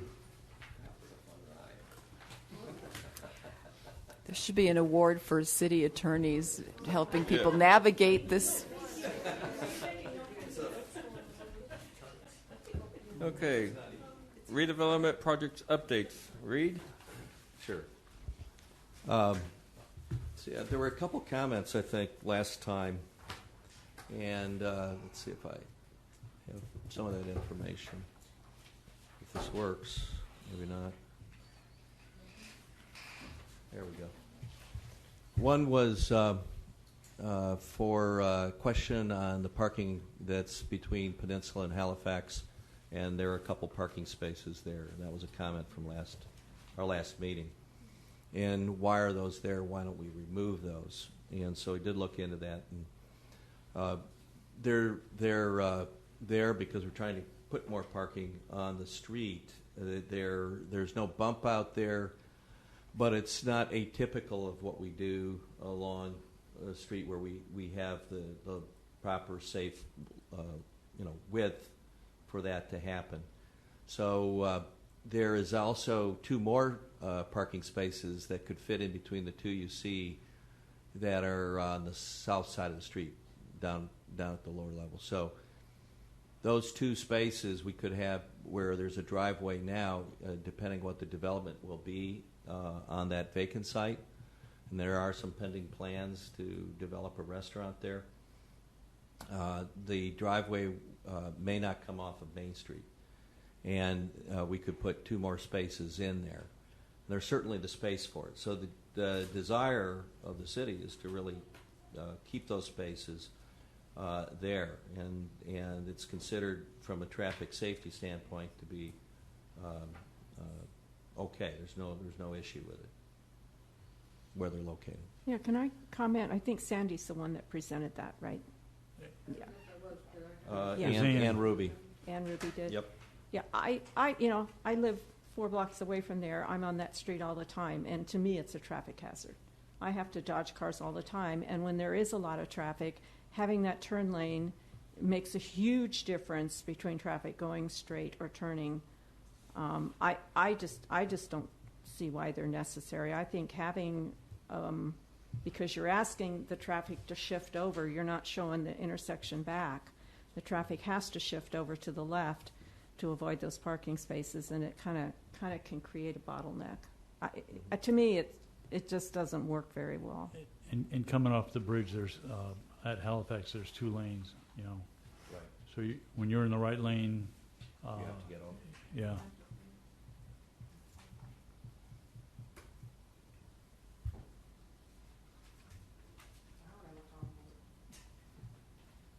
You were just commenting on something that was asked before, correct? Yeah. Yes, just bringing you up to date, and I think Mr. Dennis, you did have a question about South Atlantic, so I have numbers for you. I don't know if I gave that to you or not. You wanted a number of parcels Oh, yeah. that you were in the gave it South to me. Atlantic. Did I You get gave it that to to you? me, Okay, yeah. then we're covered. You're good. Okay. Other than that, I can say that there was an action that was taken at the end of last year by the City Commission to actually sell 2 parcels of land to Avista over next to Breakers Park, so that the project can go forward. Again, I don't have the details of that project yet to share with you, but that step has been taken to provide the land for sale and the city commission's taken that first major step. Would you say that project is trying to move quickly, or is it a snail's pace? I don't call it a snail's pace. I think there's a lot of work that's involved in trying to. But they're pursuing it quickly, I guess, is the best way. As quick as they can, and I think they're trying to do what they can prior to this coming forward, and what they want to do in their application. When we see it, we'll let you know. But Will they refurbish Ocean Avenue? I'm just kidding. Yeah. Just kidding. That's a valid question. Pictures that I got of the, I don't know if everyone has seen this. The Vista project. Yeah, I think that's the only comment maybe that people that live over there is our concern that Harvey would be blocked off at some point for beach access. And I think, that would be very upsetting and concerning to people. But from what I understand, that's off the table. And so we're going to hold the city to that. Okay. Kind of a general comment. I feel like sometimes I think the city in its RFP process maybe misses out on a lot. I wonder if there's some way to invite more general, wide, public idea input on what kinds of things people might want there. You might have gotten a lot of real interesting ideas. Like a lot more creativity might have come through from which you could have then maybe refined it. Just a thought. Maybe my Avatar jungle park will never get built, but I can always hope. Were you done with your presentation? Yes. Oh. Is there any public comments? Okay, now we'll go to board comments. Amy? Or James, you want to? I just want to say what Ann said earlier about making trade-offs. There is a give and take. He doesn't think so, but yeah, there ought to be a trade-off for making modifications. But again, I agree that this is a smaller scale project, and it's probably not appropriate to ask them to rebuild a street. The Coates Avenue thing, I don't really have a problem with that, but Butler, that's a pretty big project for a small project like this to have to do. But again, other cities do. And we haven't done it with Longboard. We haven't done it with Brown and Brown, and maybe we should have. And I know there's been a lot of comment on that among the planning board for, why are we always giving modifications and exceptions to our LDC without asking anything in return. And I think that might be a really good idea, but with larger projects that can afford to help us with our infrastructure improvements. And that would help improve neighborhood streets. And as I said, a lot of cities do this. So I agree with her. We should probably pursue that as a policy, but not with smaller businesses. There are people with much deeper pockets that can afford those kind of things. So it's something that really needs to be looked at and considered. And as far as you made a comment about drive-throughs. Well, if we approve this drive-through, then we have to approve the next one. No, we don't. We can take them case by case. And if we make it so they are approved in the RD, 5, then they're automatically approved by staff, and we don't get that review.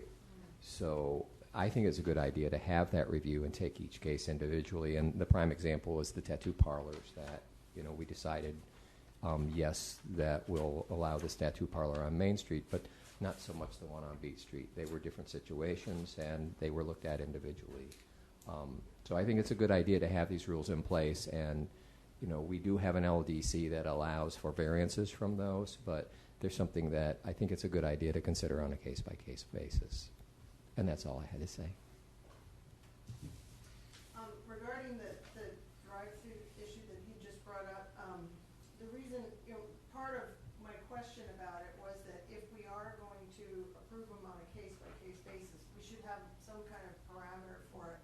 Because I don't really understand why it would work and why it wouldn't work. Apparently everyone feels like the drive-through there would work, but if they don't work in every situation, maybe that's because I'm not a transportation transportation planner, or, and discussion can bring those kind of things out, and if everybody's comfortable with that, then that's the way we go. But I just tried to imagine myself, I see the problems with the Burger King and different, things on A1A, and it's a city. You're gonna have, you have traffic problems. You drive around and you figure out how to get here and there, so, if you feel that it's, on a case-by-case basis, that makes sense, then I understand Well, that. the criteria, it's a good idea to have some criteria, but the criteria are gonna change with every example, and it's probably a good idea to just take those into account on each case, and just look and decide whether it's the right thing to go in this spot or in that spot. In this case, this board has approved it, still on to the planning board, we'll see what they have to say. But what I don't wanna see is someone being denied because it's it's not the right, somebody doesn't like this project, and they say, well, no, because we don't allow drive-throughs here, but there's another underlying reason, Yes. I want it to be fair across the board, so, as long, and it's interesting to think that, maybe there could be, I've always heard no drive-throughs. Well, and that's the Beachside. standard. And So some wouldn't even bring in this, forth in this case, they carried it to the next level and applied for a PD, right? And so that's what you do. Some people aren't gonna wanna do that. But if you just say, okay, we're just gonna allow drive-throughs to the whole area, you might have drive-through, how are you gonna walk down the sidewalk, And that's my problem with that there is mostly about footprint. They talked about visibility, but I worry about foot traffic through there. And I'm not really sure, I don't usually walk up that way on that side of the street, so I'm not sure how much foot traffic it gets. You all probably are more familiar with that. But, that would be my biggest issue with that on A1A there is, we want to encourage more foot traffic, more pedestrian friendly. And, That's what the consultants said when they did the study, is that they wanted to encourage foot traffic. But and I said it back then, in all of the cities in all of Florida, I've seen drive-throughs on A1A, and you're right. There should be. I mean, the way it is right now, if it comes to us, it has to be a rezoning into a plan development, which takes the applicant a lot longer than had it been an allowable use, and then it would take one meeting and it's done. It would have to go to the Main Street Board, then to the Planning Board, then to the City Commission. That's what happens when you have to change the Land Development Code. If you have it as a permitted use with restrictions, and okay, fine. It is normal to have amplification cut off at a certain time. It is normal to have stacking of so many cars. I did not address the stacking issue because they have 7 cars. And 7 cars, I looked at other cities, and 7 cars is what is like, norm. Okay, so that's why I never even brought it up, but I actually looked into it. And 7 cars is norm for a fast food. 5 cars is norm for a bank drive-through. So it's like, so there's different levels, but that's something that the city has to bring before us, and we have to determine whether we want that. Why not have banks on A1A? I mean, but anyways, but these are things that we have to, as a board, make a decision. Do we want it? And if so, what are the parameters that will allow it? That way somebody who does want to do it doesn't have to go before the Main Street Board, the Planning Board, and then 2 readings of the City Commission. If it was allowed, they would have came here and they could get their building permit. Read, am I not correct? If drive-throughs were allowed, with the exception of the parking was, if let's say they had enough parking on that property, they could have come here and got passed and then be done with it, right? Right. There's and keep in mind that not all redevelopment areas. It's not a prohibition in redevelopment areas. You can have drive-through restaurants in different zoning districts. Yeah, but all the zoning in the redevelopment area does not allow for drive-throughs. No. There are zoning districts that allow, because they're, if you're in a certain zoning district, we have a policy in the South Atlantic area on certain I'm sorry. streets. I'm still I thinking know Main what Street. you're I'm thinking about the still other- thinking Main Street Board. I'm talking about between Main Street and Oak Ridge. And I shouldn't even go that far, but between that, I think that the drive-throughs are not allowed. But you're right. On A1A, you were Yeah, right. but you're right. South of There are A1A, certain they are areas allowed. you can Okay. do it. That's all. So, I had a lot of comments for the, to ask about, our code officer. Do you know if they, or can we arrange to have a code officer at the February meeting? If that's, Because it's been, you know. we went, the last time we had code officers, we were on a quarterly basis under the last, that was the last agreement, is every quarter we would have a code enforcement officer, just, staff resources. Let me ask you a Sure. couple of questions about, some properties that you may know about that are, Okay. 128 South Wild Olive is supposed to be, I thought it was on a list of demolished, and it still sits. Same with 150 South Coates, which is part of the Vista assemblage there, Mm-hmm. on, between Fifth and Kemp, and it was turned in, it's got a BP, which I guess is blighted property code case number, and I'd just like to know when it's a condemned building, and it still stands. Do you know anything about it? I'm not sure of its current status, but I know that it's the intent of the property owner to remove that Right, and building it was cited or voluntarily. in August, and every month there's an inspection and it's the same. So is that something that, under our purview, remove or rehabilitate structures which are blighting influences causing physical and environmental deterioration? Shouldn't the redevelopment area, encourage the removal of that structure? We have encouraged, Okay. but in terms of the legal matter of making it happen, to take it down, then we're still working through that, I think, on those condemnations. We've got some. I guess I'm going to jump in on that. What's happened with? Yeah. I can tell you, I had a meeting today with code, and we were discussing various properties that would be ripe for condemnation and possibly even demolition. But I don't know what addresses you're referring to in particular, so I really can't assist you in updating. Reed, put 415 Rybalt on that list too.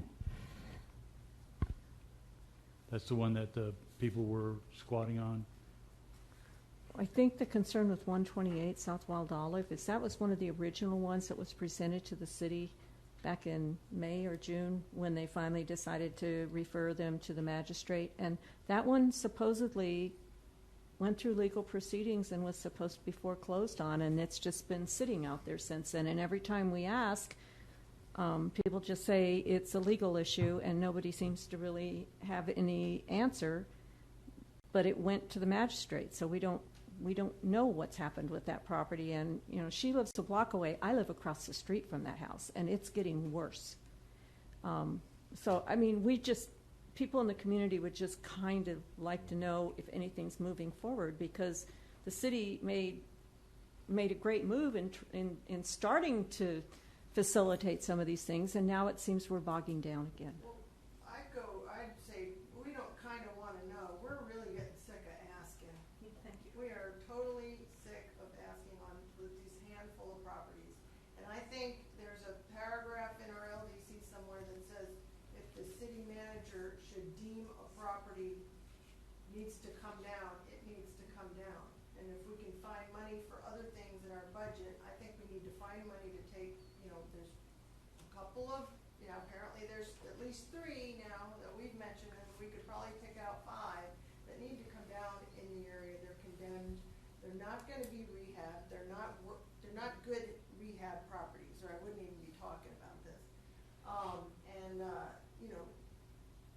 It's what the redevelopment area is, or our redevelopment department is supposed to be doing. So, if you don't mind, put that in question form to the powers I will. the powers that I will follow up on that.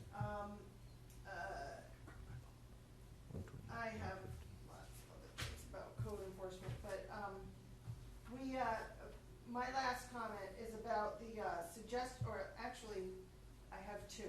One, I would like to make a motion that board members that want this request it, because I don't want this. I go to ComStat meetings, and I can look at this online, and also at our neighborhood meetings, the police department brings this, and I think this is an unjustifiable expense, and I would like to not be included. I appreciate the effort of somebody that wanted to give ComStat reports, but nobody's looking at these. I don't really see anybody using these, and I think it's wasteful. So I would like to be off the list of getting these, but I would like to make a motion that anybody that wants them can ask for them, but aside from that, I don't think we need to have these bring it up. I mean, the police report was nice, and you told us crime was down 9%, but that's going in the recycle bin at home. We'll be very happy to stop this. We were asked to actually provide it, so if... that's why I'm asking the board if they want it, appreciate it. please request. Is that something we have to vote on, or can we just, does anybody We here don't have want to them? vote on it. It's not required. I don't think anybody wants them. Nobody here wants them? Nope. I'm okay with that. I mean, we can find them. We can find them online. If we're really going to read it, you can find it online. Yeah. That's Paper. correct. Yes. I agree with Amy on that one 100%. Okay, you got it. No more ComStat reports in your packets. Monday night, we heard a suggestion from the County Beachside Redevelopment Committee that there be a new development similar to One Daytona adjacent to the Ocean Center, utilizing the surface parking lots. And then it was mentioned that between the county and the city and two property owners, they own the lion's share of the land that would be required for this giant project. I don't know if you have followed the meeting, followed the notes from the meetings or the minutes from the meetings, if you're aware of this, Reed. Mm-hmm. But I'd just like to, publicly ask that we remain apprised of developments on this.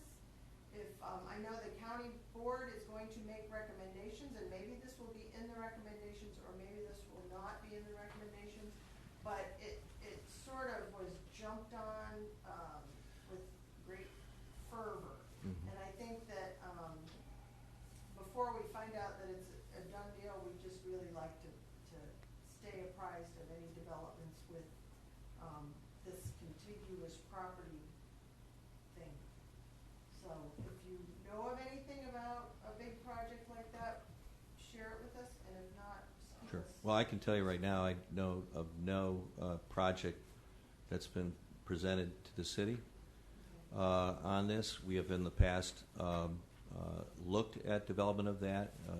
Some of that ended up in the form of what you saw in the E-Zone Master Plan, which does call for that area to be developed. Maybe different from what might be coming out of this county committee. But that's something I guess we're all going to wait and see what is recommended. Exactly. Yes. And while we wait and see, Yeah. let's make sure that we continue to make progress as far as code enforcement, demolishing buildings, cleaning up our streets, infrastructure improvements like Butler Boulevard. I know Coate Street was paved. Harvey Street was paved. I mean, it's probably been on a list for 10 years or something and finally got paved. So we just need to continue to see improvements like that in the redevelopment area, little things, and then businesses like Jimmy John's and other businesses might want to, dip a toe in the water here. If the city can do its part and not wait and see or, sit back and wait for something else to happen. Thank you.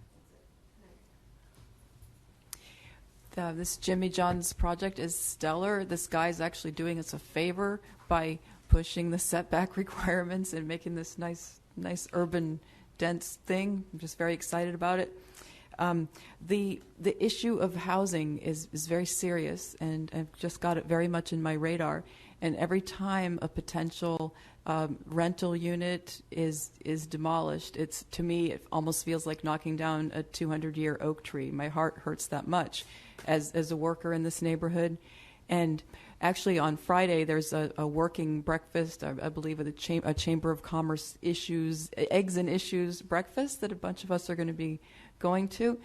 Since the speaker is from the Housing Authority, I suspect he's going to be focused on a lot of government-centered solutions, and there's nothing wrong with that.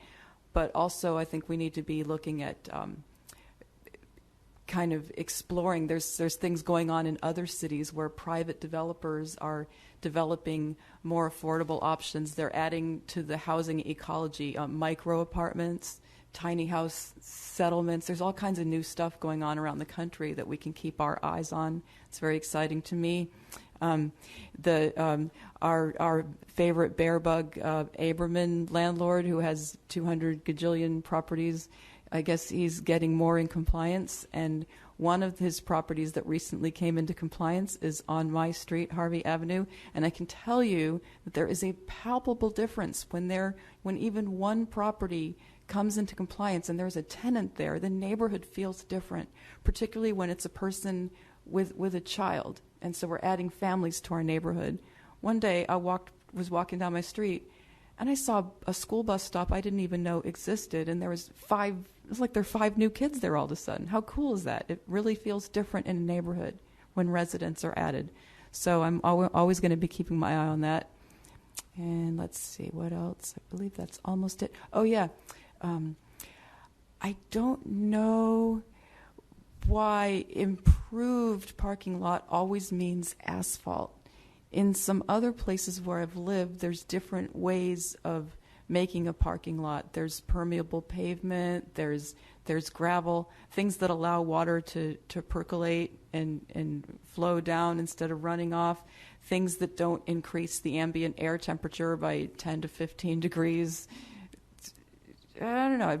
I'd be interested to see. Maybe I need to talk with Public Works and see what's on the palette. What's on the palette for pavement? And if anyone else knows that, I'd be interested to hear. And I think that's it. Except that I'm really thrilled to be on this board. I was really excited to be voted back on again. Happy to work with all of you guys. Thank you. Okay, I guess one thing that came about that I want to talk about, and I'm going to be harping on this, is the city of Daytona Beach I don't think is business friendly, and that's my personal opinion, okay?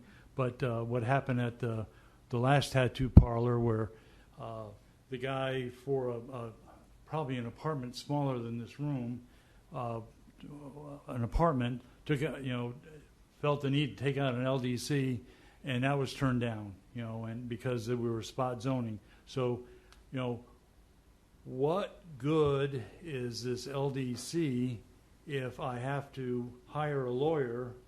And if you remember the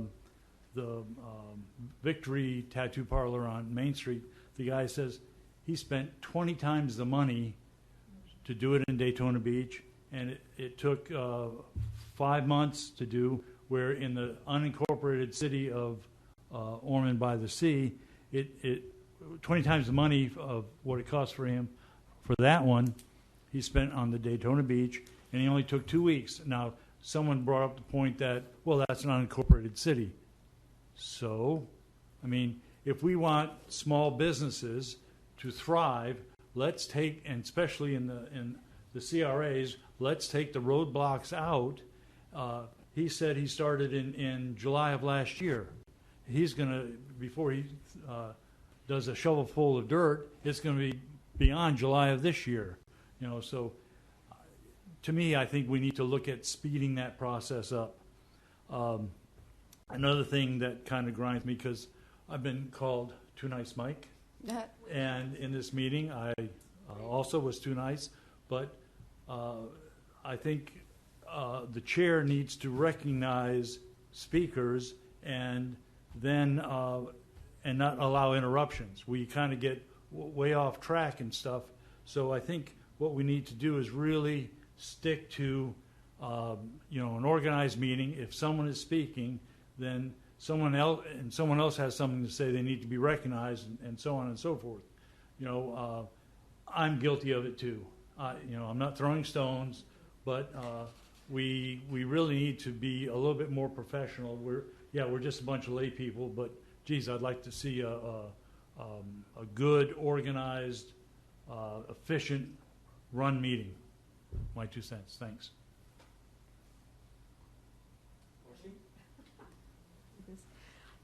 I just wanted to kind of add to what was said about affordable housing. And hopefully most people have been reading the paper about the county Beachside Redevelopment Board, that actually is one of the priorities that they have. And so hopefully we're keeping track with what they're doing, and if we can have any input on that. I do agree with you. I don't necessarily think there's a whole lot of things right over here next to the beach, but I think there is plenty of property within walking and biking distance to the beach to help facilitate people that work over here that have lower incomes. And then that goes back to having walk-friendly and bicycle-friendly roads and paths so that people that don't have cars or people that choose not to use cars can access back and forth across the bridge and up and down the roads.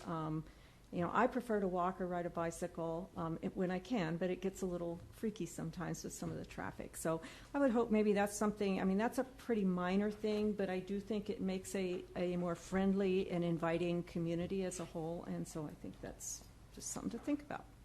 Anyway, I'm really happy about what happened tonight, and I hope that we can, I agree with Mike, move forward in trying to be proactive in attracting businesses and being friendly, and yes, there is give and take, and we have to be reasonable, and I agree with you, really what everybody else has said. I think it's good to hear that we're all kind of on board with that and understand that there's a need to support our small business owners and invite them into our community and do everything we can to make those things happen. So thanks. Okay, and I didn't think I would, thank you. I wasn't trying to be unreasonable. I thought this was a little give and take, that we could probably, and I was just doing it to try to make the entire street, because it is going to look nice, then it's going to suddenly look like crap, and I was just trying to fix that problem because I know it's going to happen. But I appreciate it. I'm glad to be on this board, and I appreciate your comments. Thank you very much. Okay, my only comments are, I was asked to chair today. He didn't want to run this meeting. I haven't done this in 25 years, and I did try to get everybody's attention, but nobody would listen. Everybody was talking. So without being rude, I was just trying to be nice. So my apologies. If I'm asked to do it again, I will be much firmer. Besides that... Too nice, Mike. Yeah, huh? I'm called Too Nice Mike. Too nice, Mike? Okay, Too nice, Mike. But anyways, I think the Jimmy John's was a good project. I think it is going to help the area. We probably won't see any homeless people sleeping there in the morning. I drive by every morning, and they're sleeping right on the steps. With them coming in, it'll help the area a whole lot. It'll clean up the back. The one comment about getting Dina to get the guy to pave the street, which I don't think we had to do it, but he actually volunteered to do it. I know. That's and then we did get something without any pressure. But then we took his offer and we gave it back to him. Oh, yeah. Which in a way it could be right, but it was very strange. Besides that, this was enjoyable. And I hope everybody has a happy new year. Yeah. Thank you, Dina.